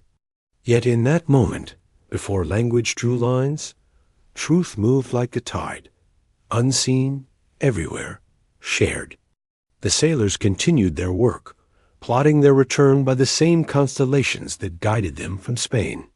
The Taino sang beneath those stars, their voices low and even, winding through the night like wind through reeds. Each looked upward for direction, for comfort, for purpose, unaware that in doing so, they mirrored each other perfectly. The night deepened. Crickets called softly from the shore, their rhythm blending with the distant, faint beat of drums. Every so often, the wind shifted, carrying the scent of burning wood and sweet fruit. Faces turned instinctively toward the invisible warmth. Stars wheeled slowly overhead, reflections glittering in the calm waters below. A bell rang once, low and distant, marking the change of watch. Fading into the symphony of the island's night, the Taino fires flickered far from the ships, their smoke curling upward. Figures moved gracefully, shadows long against the sand. The drums continued, gentle, steady, eternal. Sailors did not understand the rhythm, yet the cadence seemed to speak. We are here. You are here. The world is wide, and tonight it sleeps in peace. The sea itself seemed to hold its breath. Gentle lapping waves mirrored the sky, carrying faint traces of stars in their silver light. Palm leaves swayed softly, keeping time with the unseen pulse of the world. Somewhere, a bird called, uncertain if the delicate balance should be disturbed. One sailor whispered, "The stars are closer here." On the island, a Taino woman watched the same glimmering motion, imagining spirits moving between sky and water. Both noticed the same phenomenon, each interpreting it through the lens of their life, each holding on to wonder in the only way they knew. Softly, the night stretched its fingers over the island. The sailors' logbooks closed, the ink drying in the cool air. Fires burned down to embers. Crickets in the distant surf continued their gentle hum, punctuated by occasional drumbeats. The stars above, cold and eternal, shone without bias, a quiet witness to the twin worlds beneath. For hours they stood beneath one sky, one seeking distance, the other meaning.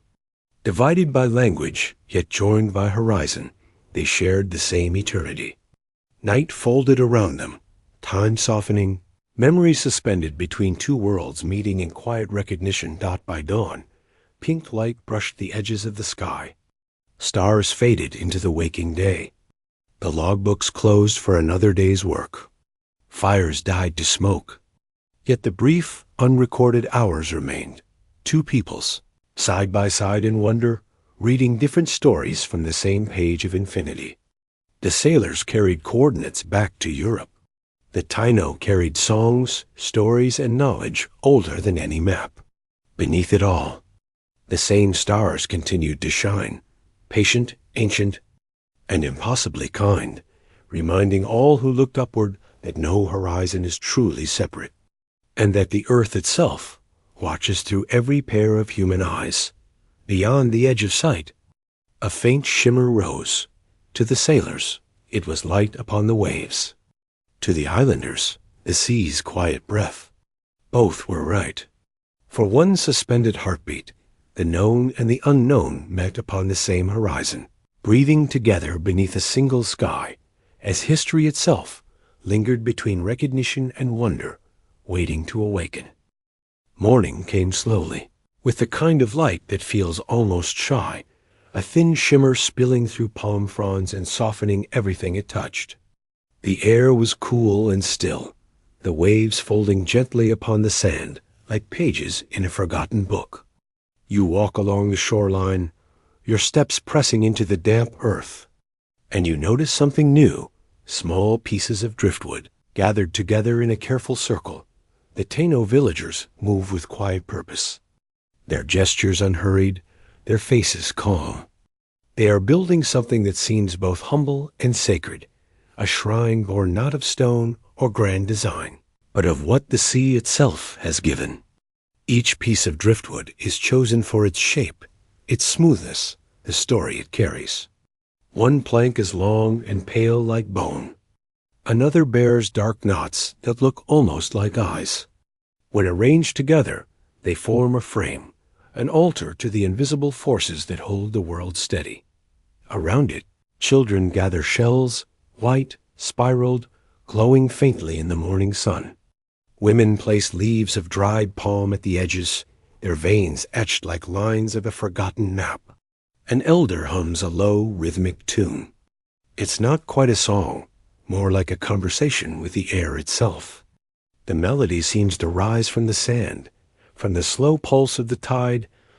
This is not a festival, not even a ceremony with a name. It is simply what they do when the sea has given much: fish, calm, safe passage, and when the winds have stayed kind. The shrine is a thank you, a way to keep balance. Every movement is deliberate. A man sprinkles a handful of ground coral onto the sand. Another ties a string of beads around the driftwood's base.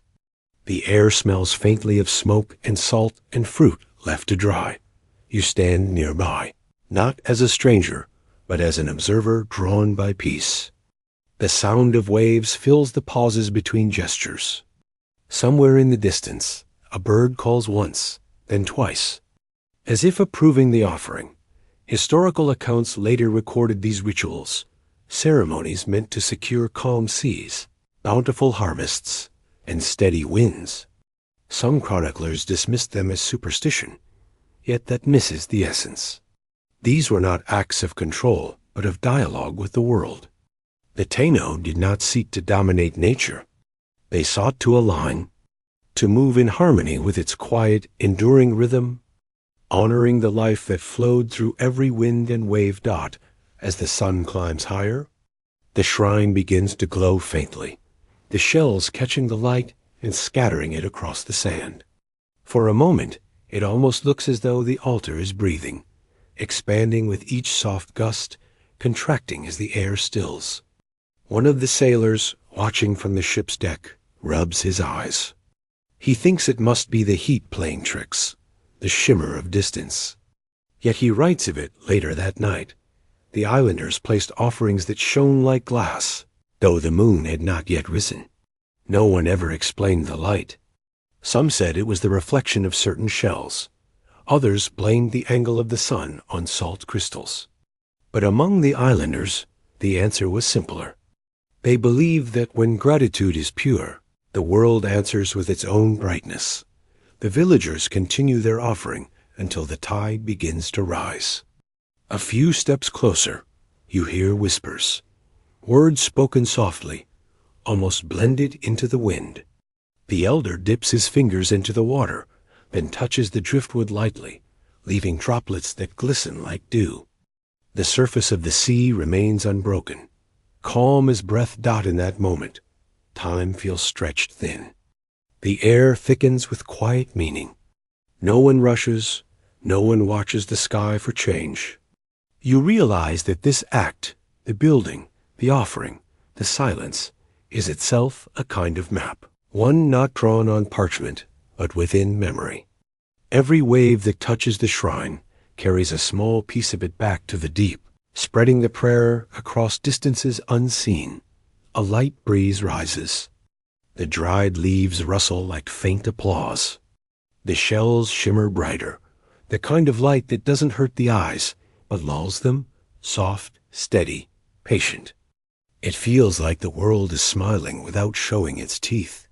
Nearby, one of the Europeans sketches the scene, his hand unsure whether to call it art or evidence. His ink catches the curve of a shell, the arc of a palm frond. He doesn't know that centuries later, such drawings will be studied as fragments of lost belief, when in truth, belief was never lost. It only changed its language. As the ceremony nears its end, the villagers step back and sit quietly in a semicircle facing the sea. The waves lap gently at the base of the shrine, each one erasing a bit of footprint, but leaving the altar untouched. You can almost feel the air humming like a deep, slow vibration beneath your ribs. Then, with no signal given, they rise and walk away. The shrine remains, a modest assembly of driftwood, shells, and sunlight. By nightfall, when the stars return and the moon glows low over the horizon, something curious happens. The offerings gleam faintly, as if remembering the day. There are later writings from sailors who saw it too, pale shapes glowing along the shoreline, steady and soft. Some thought it was firelight. Others feared it was enchantment. But it was neither. It was the echo of gratitude, the earth reflecting the kindness it had received. You settle quietly, letting the world fold around you. The waves murmur softly against the shore, a gentle rhythm that blends with the faint sigh of the wind. It carries hints of salt, of seaweed, of sun-warmed wood, a scent both sharp and tender. Everything feels balanced, land and water, breath and silence, presence and memory interwoven in a single moment. If you close your eyes, you might sense it, the subtle warmth of a world that asks nothing but your attention, humming through every grain of sand, whispering softly, "Stay gentle, stay thankful, stay fully here."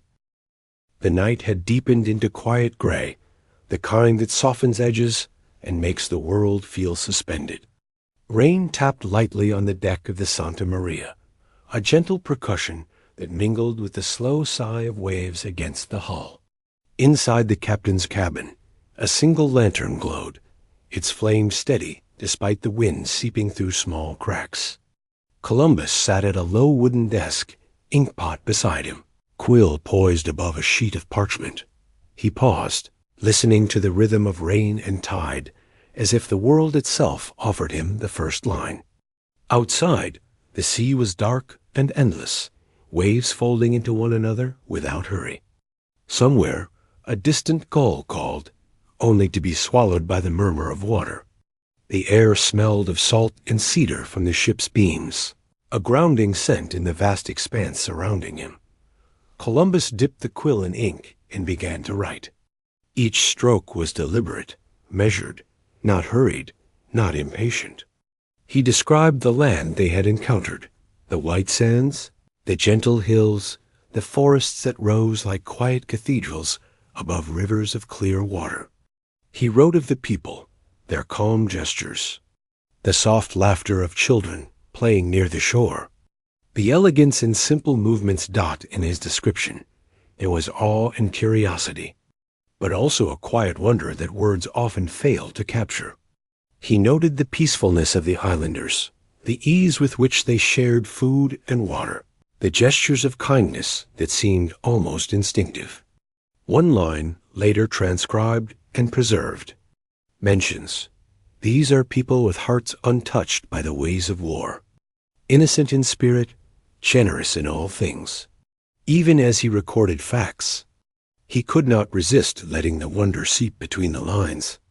The kind of quiet amazement that makes writing feel like touching something sacred. The quill scratched softly on parchment, mingling with the patter of rain and the subtle creak of the ship settling in the night. Occasionally, Columbus would pause to dip the pen again, to let the ink dry slightly before continuing, as though respecting the rhythm of thought and water alike. He did not rush. There was no urgency beyond the need to share what he had seen, to capture a moment before it dissolved into memory. He described the exchange of gifts, the gentle smiles, the silent understanding that passed between hands. The fruit, the shells, the beads, the feathers, all of it woven into a tapestry of quiet gestures. He noted the songs of the islanders, the soft drumming that seemed to echo through the night, and how it blended with the sound of the waves to create a lullaby. For the sleeping shore somewhere beyond the walls of the cabin, the crew slept. Some dreamed of home.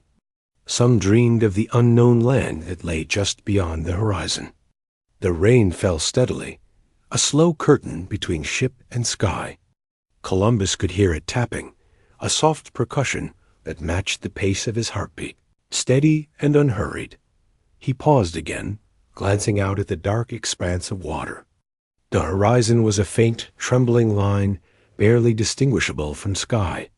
He thought of how vast the ocean had been, how small the ships looked in comparison, and yet how significant every gesture, every moment of discovery, felt in that immense silence. He returned to the parchment, sketching lightly the outline of the islands they had visited, a careful record, a gift for the queen who would read this thousands of miles away.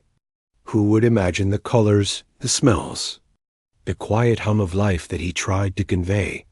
The candle flickered, shadows stretching across the cabin walls.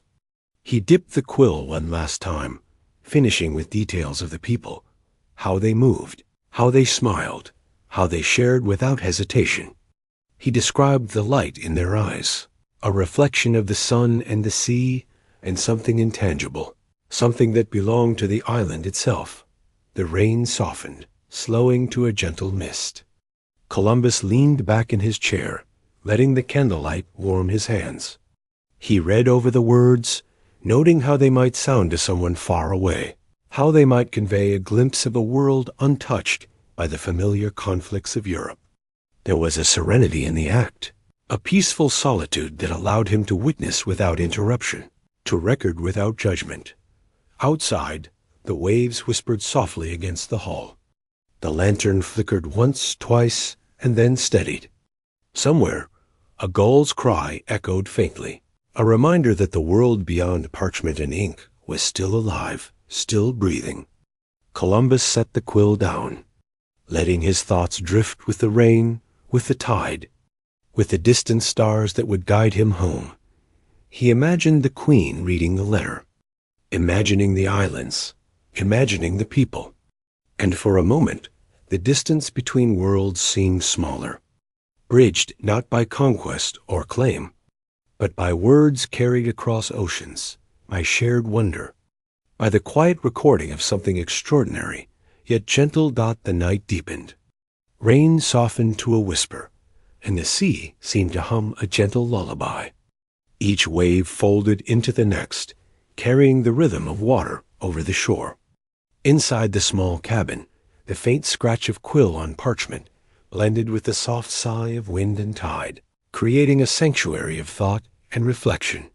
Columbus leaned over his writing, capturing in ink the impressions of a world untouched by conflict, people with hearts unscarred by war, the calm sweep of the land, the steady pulse of the ocean, the silent spaces between the distant drumbeats of the Taino.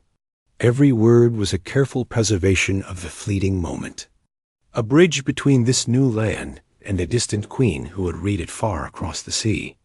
The candle burned low, its flame flickering, and finally rested, as if content with the story it had witnessed. Outside, the world remained vast and infinite, waves lapping quietly, rain dissolving into the night, a stillness that seemed to pause time itself, holding both observer and observed in a shared breath of wonder.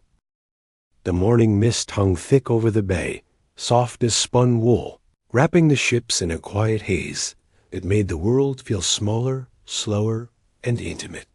Stepping onto the deck, the damp wood presses underfoot, each movement magnified in the hushed air.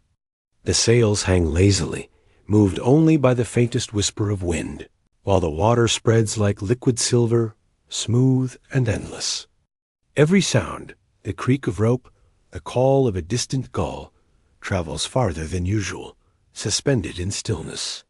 Light bends gently across the horizon, glinting on ripples, casting a muted glow. The bay seems alive, holding its breath, waiting, listening, and letting you become fully present in the delicate hush of dawn. As the ships glide forward, every sound takes on an unusual resonance. A wooden mallet taps against the hull, and the echo returns threefold, fading slowly, lingering in the air like a half-remembered memory. Each creak of timber, each splash of oar, each call of a distant gull seems to repeat softly, as if the bay itself remembers and answers. The sailors pause mid-step, listening with an attention born of curiosity and awe. Some whisper that the echoes are voices of ancestors, watching over the water and the travelers. The Taino, who had long known the bay, nod quietly in acknowledgement, their eyes reflecting the same mystery that fills the ships. For them, sound is alive. It carries history, warning, blessing, and the quiet presence of what has come before. Every ripple in the water seems to carry a song of the past, every wave a word of memory. As the day wears on, the echoes persist, shaping the rhythm of movement. The crew finds themselves tapping oars, knocking tools, and laughing quietly just to hear the triple return. Some attempt to trace the origin, imagining caverns hidden beneath the sea, or cliffs that shape sound in secret ways. Others simply accept it as a gift, a gentle oddity that fills the day with wonder without requiring explanation. The ships follow the contours of the bay, moving past small coves and sandbars. The sunlight filters through mist, painting the water with streaks of silver and pale green. The echoes mingle with the soft splash of waves and the distant rustle of palms, creating a layered symphony that is almost tangible. Even the scent of brine and wet wood seems to participate, carrying hints of seaweed and earth, of rain long past, of tides that have circled the globe countless times.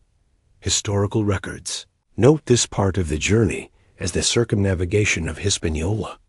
Sailors charted the curves of the coastline carefully, marking bays, inlets, and the depth of water. Yet none could accurately pinpoint the Bay of Three Echoes. Later maps would note it, then cross it out, leaving only a faint question mark for those who came after.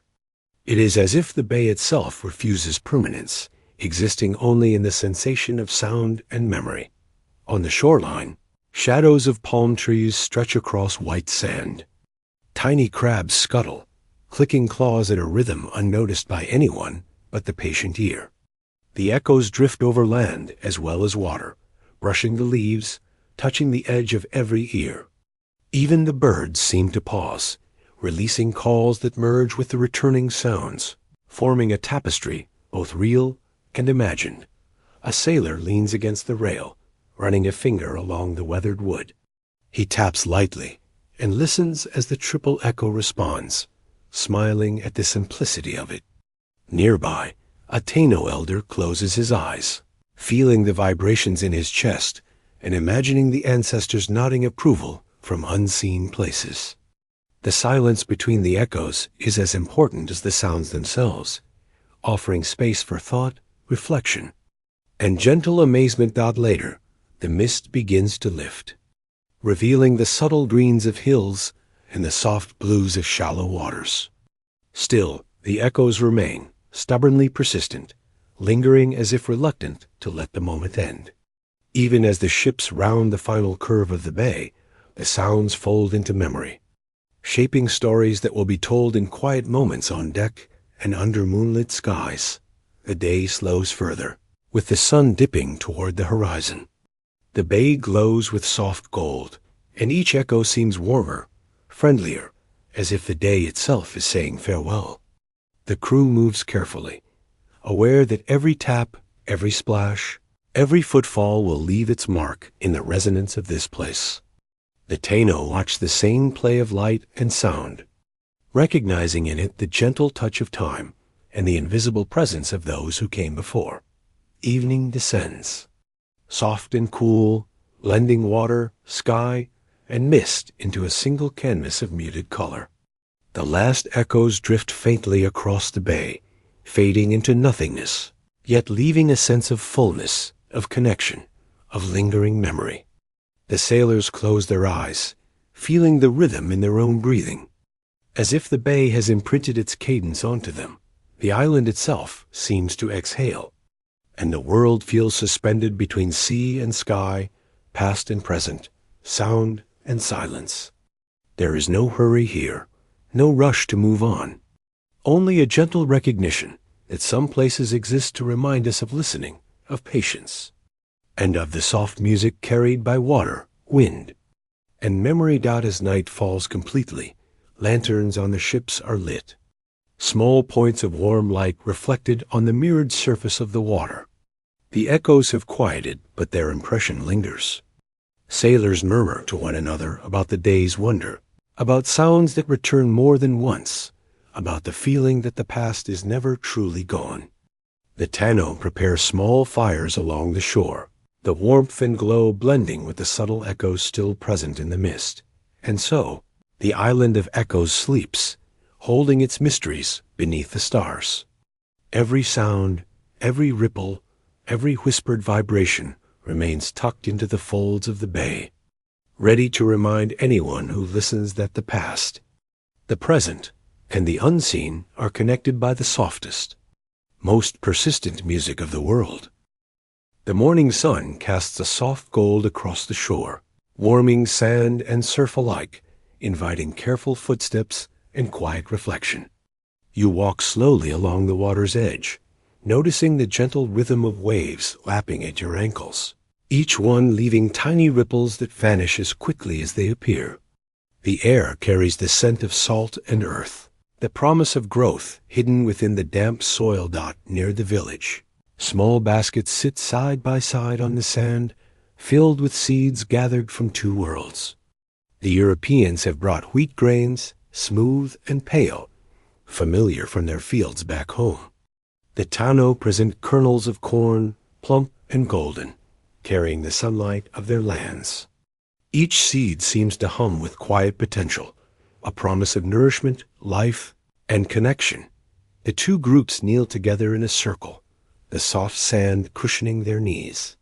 Hands move deliberately, placing seeds into shallow furrows, pressing them gently into the earth. No words are spoken, only the soft scraping of hands against soil, the occasional rustle of palm fronds, and the distant murmur of the sea. The act feels reverent, almost ceremonial, as though the ground itself understands the significance of what is being planted. Historical records note this exchange as one of the earliest moments of the Columbian exchange, the beginning of plants, foods, and knowledge traveling between continents. To the Europeans, it is a practical exercise. Wheat is valuable, a source of sustenance and trade. To the Taino, planting corn is a continuation of tradition, a way to honor the land and the spirits that inhabit it. Yet here, together, they are connected in a way neither fully comprehends. Hands bridging worlds as effortlessly as sunlight bridges sky and water. Some seeds transported across the ocean centuries ago have endured, sprouting in soil that had long forgotten their arrival.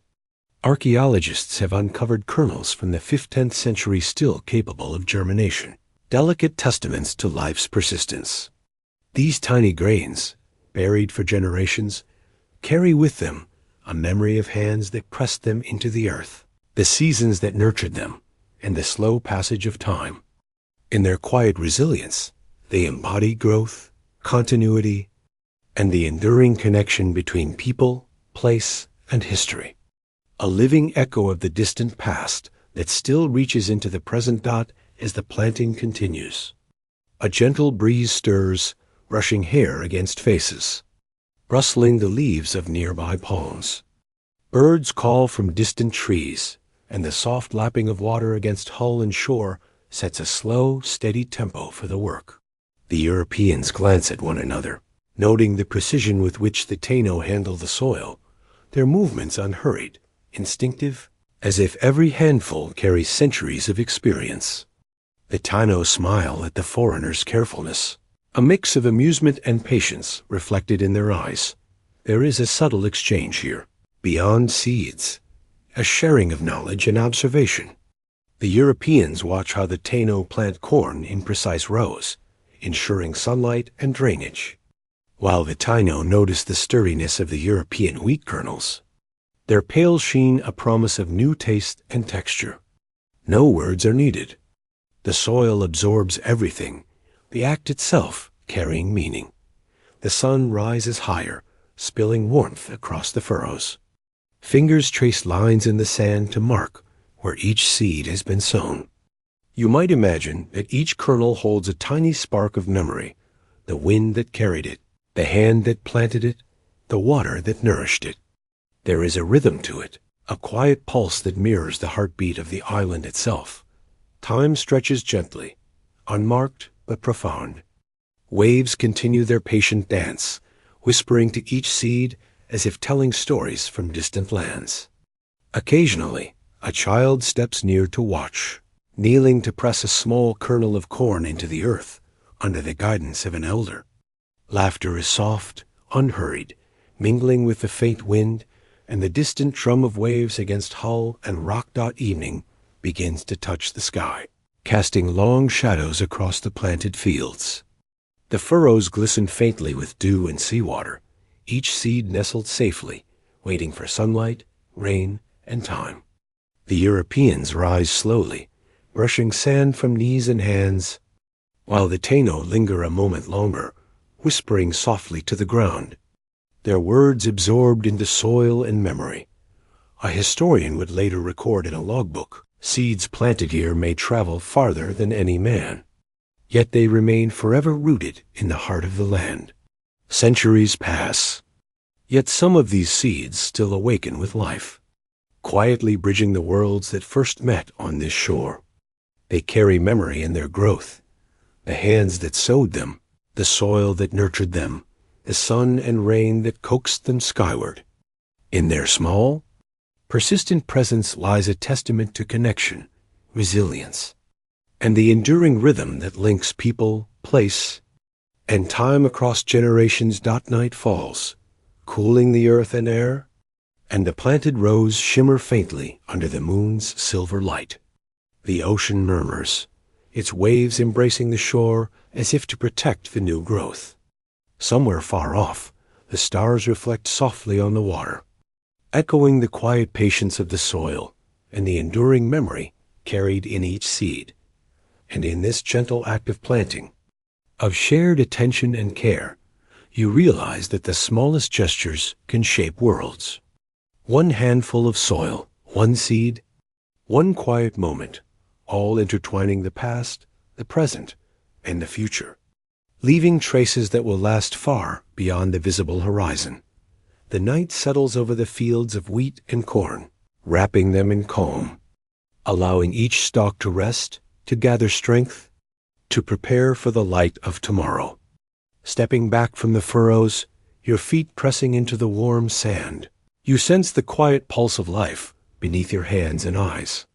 In that stillness, there is a profound understanding that growth is patient, resilience is gentle, and life, even in its smallest, most unassuming forms, always finds a way to rise, to flourish, and to bloom, carrying memory, hope, and continuity across time. The morning air feels different today, soft but with a subtle shift in direction, as though the wind itself understands that change is near. You walk along the sand, noticing how each wave reaches farther up the shore, gently touching the feet of those who linger, whispering farewell. The water is calm, yet it carries the rhythm of departure, the slow, patient pull of tides preparing to take the ships away from the island that has been both home and wonder for a brief, golden moment. The Santa Maria, Pinta, and Nina sway lightly at anchor, their sails furled, waiting. The crew moves with deliberate slowness, checking ropes and masts, running fingers along weathered wood, each motion careful, respectful, almost ceremonial.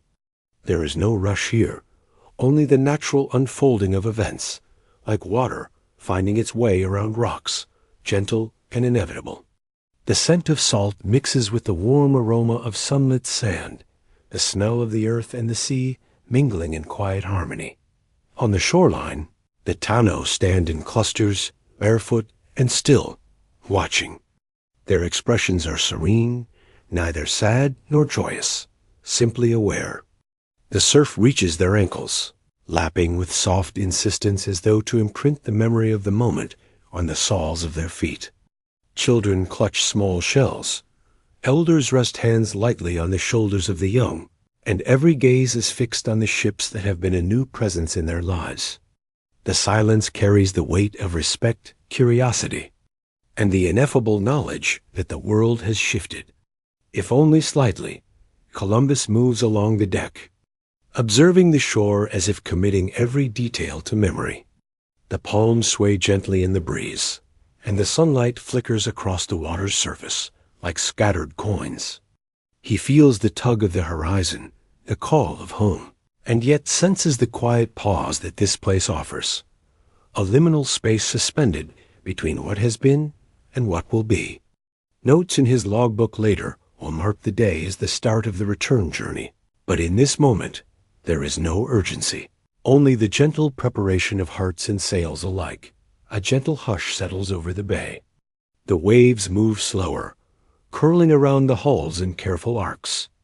A lone gull glides overhead, calling softly before vanishing into the expanse of sky and sea. The moment feels dreamlike, as if time itself has paused to honor these days, the planting of seeds, the sharing of gifts, the quiet crossing of hands and hearts. Each gesture suspended in the calm, measured rhythm of the world. Stories circulate among both sailors and islanders. That night, the moon dimmed as if to linger with them a while longer, casting silvered light without revealing too much, keeping the scene intimate, suspended, delicate. The water reflects that subtle glow, soft and muted, giving the impression that the world itself does not want to let go. Footsteps are careful, unhurried. Every action seems amplified in the hushed, expectant atmosphere. The Taino elders place hands lightly on the sand, feeling the memory of past days under their palms. Children kneel beside them, mimicking gestures, learning the rhythm of presence and farewell without words.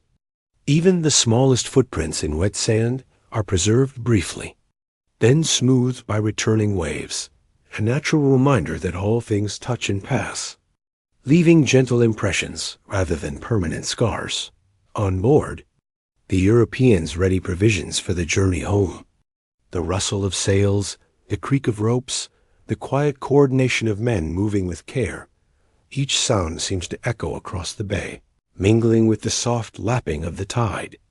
In this gentle orchestration, nothing is hurried, and everything is attended to with mindfulness. The act of departure becomes a meditation, a practice of noticing, a ritual that honors both the land being left and the world awaiting them. Occasionally, the Taino waves softly, gestures subtle and deliberate, as though imprinting the image of their forms and gestures in the minds of those leaving. Columbus pauses, watching the pattern of movement, the interplay of light and shadow, the soft glimmer of sea on skin and sand.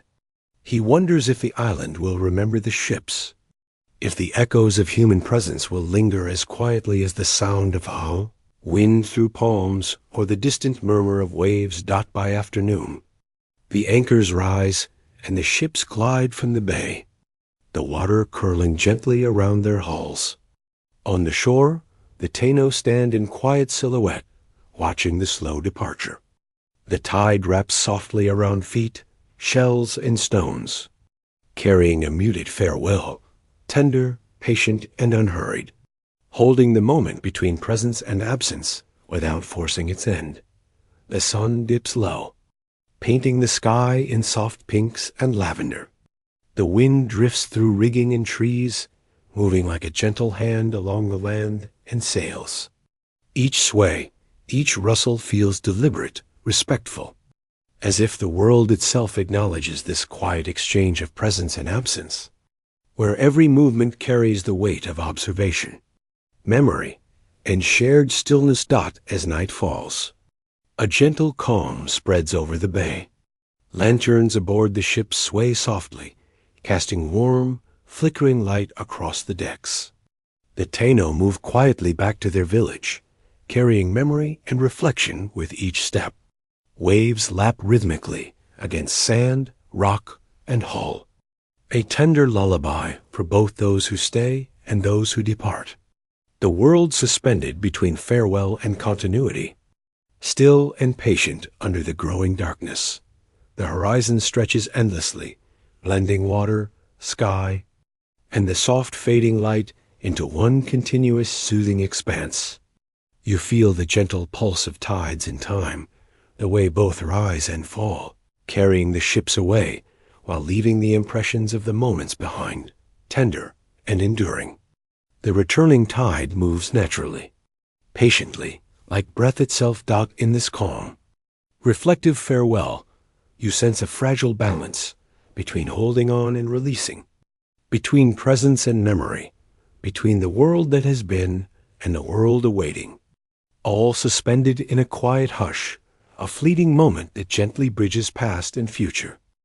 The morning rises gently over the shore, soft light spilling across sand and surf, painting everything in muted gold and silver tones.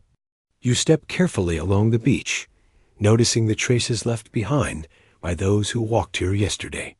Footprints are faint now, impressions pressed into damp sand, each one a delicate reminder of presence that has already begun to fade. The world seems to hold its breath, honoring the memory of moments now past. Seagulls wheel overhead, their calls soft and intermittent, weaving into the rhythm of waves lapping at the shore. Each ripple carries away a trace of the day before, smoothing sand and softening marks in a slow, natural erasure. The ocean itself participates in this quiet meditation, moving deliberately, thoughtfully, as if understanding the importance of letting impressions remain only long enough to be noticed, then gently dissolving them into memory dot along the edge of the surf. You see small seashells scattered like forgotten tokens. Tiny crabs scuttle across the sand, pausing to inspect the spaces where footprints have pressed, then continuing on their unseen errands. The land holds a tranquil patience, as if the earth itself remembers, yet does not cling.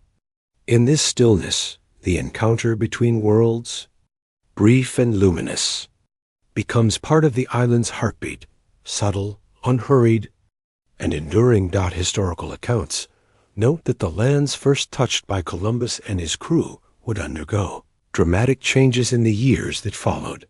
Forests were cleared, settlements expanded, crops introduced, and the balance of life shifted in ways that even the most careful observers could scarcely predict.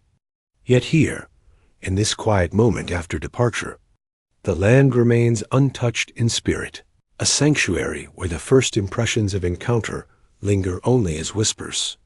A local story, almost lost to time, speaks of a footprint preserved in fossilized sand, a silent witness to that very first step. The mark is delicate yet enduring, a tangible connection to a fleeting moment when two worlds first brushed against each other. Archaeologists centuries later would marvel at it, imagining the small, careful foot pressing down into the earth, the soul resting for an instant on the threshold of history. It is remarkable to consider that something so transient could become eternal. A reminder of beginnings quietly observed. You walk along the beach, the soft sand cushioning each step, your own footprints forming alongside the fading traces of others. There is a meditative rhythm here, a sense that every movement contributes to an ongoing story, one that shifts and changes with each tide. The sun rises higher, warming your back, and the gentle salt breeze carries the scent of sea and soil. Mingling with faint traces of flowers and forest, from inland small waves reach out to touch the shore, retreating with the tide, carrying the memory of footprints in shells, erasing and revealing in an endless cycle. The dance of water and sand feels like a metaphor for time itself, patient, inevitable, and beautifully silent. You pause to watch as the surf smooths a depression where a human foot once pressed, the impression melting back into the earth with a soft sigh. Nearby, birds pick at tiny morsels along the wet sand, hopping and fluttering with light-hearted grace. The faintest glimmer of sunlight catches on the ripples of water, producing a pattern that seems to pulse in rhythm with your own heartbeat. The scene is tranquil, the slow unfolding of morning a gentle reminder that moments, even monumental ones, dissolve quietly into the fabric of the world. Along the shoreline, tiny plants, blades of grass, sprigs of wildflowers stretch into the sand, bending gently with the sea breeze. They seem to honor those who have passed and those who remain, bearing witness to the quiet continuity of life. Every footstep feels tied to those before it, a delicate thread weaving presence, absence, and memory together, as if the land itself remembers each moment and folds it softly into the endless rhythm of the shore as the sun rises. The sea lies calm, extending to the horizon in soft blues and greens. Each wave seems to carry whispers of the past, the creak of distant masts, faint laughter of sailors and islanders, hands meeting in the exchange of seeds and gifts. These subtle sounds, nearly imperceptible, settle into memory, lingering like the echo of a dream. They remain just at the edge of awareness, retrievable only through quiet attention. A gentle reminder of moments that have passed yet continue to ripple softly across time and water. The footprints slowly vanish beneath the tide, leaving only smooth sand and the soft shimmer of water. And yet, the story remains, not in the marks themselves, but in the knowledge that those steps were taken, that hands touched soil and exchanged life, and that the land has absorbed this quiet history. The world holds it delicately, a memory woven into the rhythm of waves and wind. The pulse of earth and time. As the morning advances, the beach is nearly empty, save for a few wandering birds and the soft movement of leaves inland. Every imprint has softened, every trace of human presence slowly absorbed into the eternal motion of sea and sand.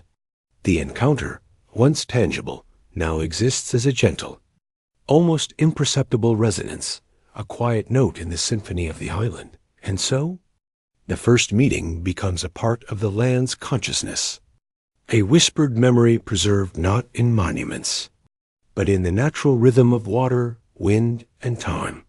Even as the world moves forward, the gentle pulse of footprints once pressed into sand continues, mingling with new steps, with the cycle of growth, change, and quiet reflection, a reminder that beginnings are often most profound. When they are nearly imperceptible, the ocean stretches endlessly before you, steady and calm, holding the memory of footprints in its patient tides.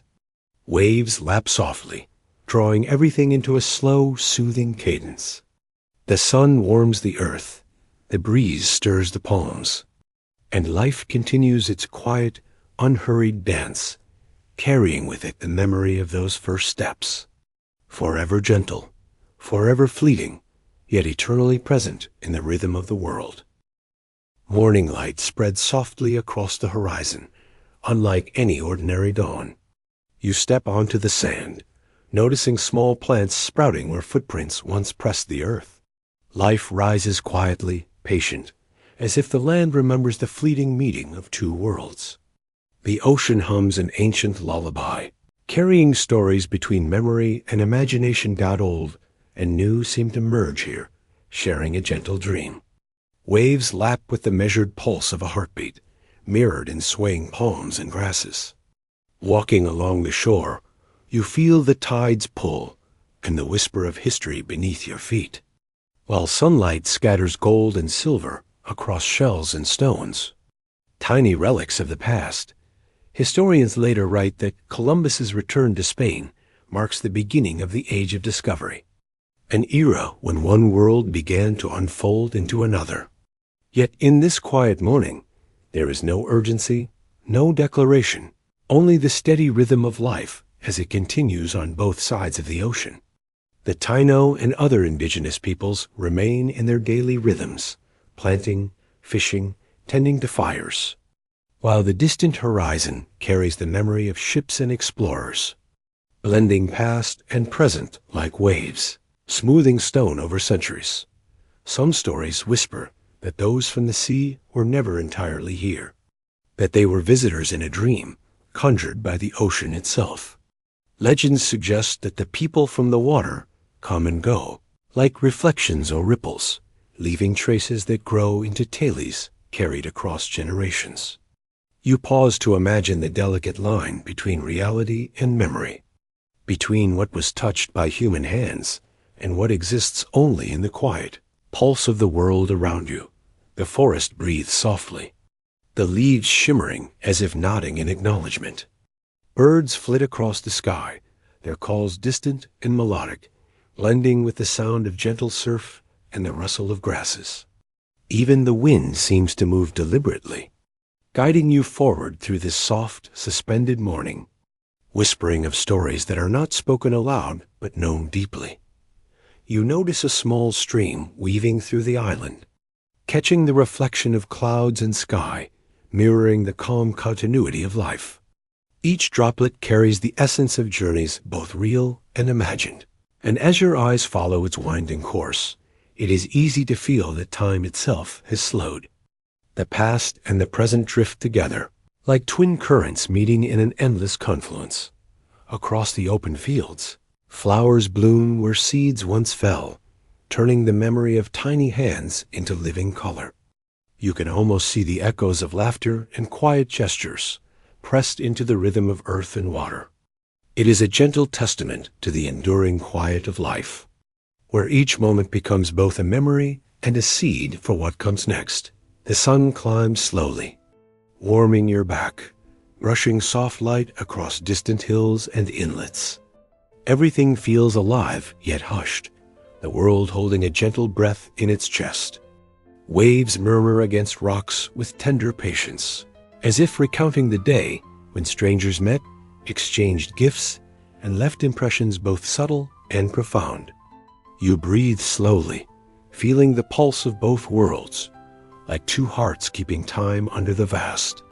Shared sky dot the day stretches onward, golden and serene, allowing you to wander through the island in thought, letting the warmth of sand beneath your feet, the caress of wind on your cheeks, and the shimmer of water against shore fill you with a quiet energy.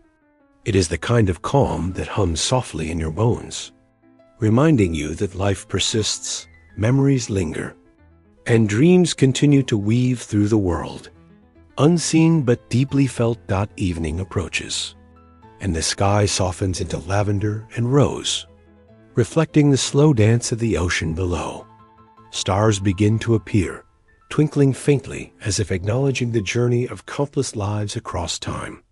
You notice the gentle interplay of shadow and light, the subtle glow on the water, and the quiet pulse of nature around you.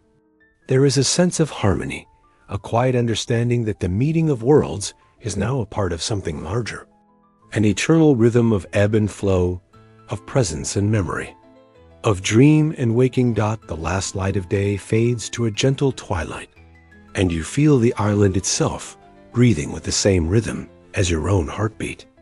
The winds carry scents of salt, earth, and flowers, mingling into a soft perfume that wraps around you like a comforting blanket. You sit on the warm sand, listening to the hush of waves, to the subtle shift of palm fronds, to the quiet hum of life continuing its slow, eternal course. The world has turned many times since those first footsteps, yet the memory remains, woven into sand, sea, and sky. You feel the presence of two worlds coexisting, intertwined through stories, seeds, and gentle acts of care.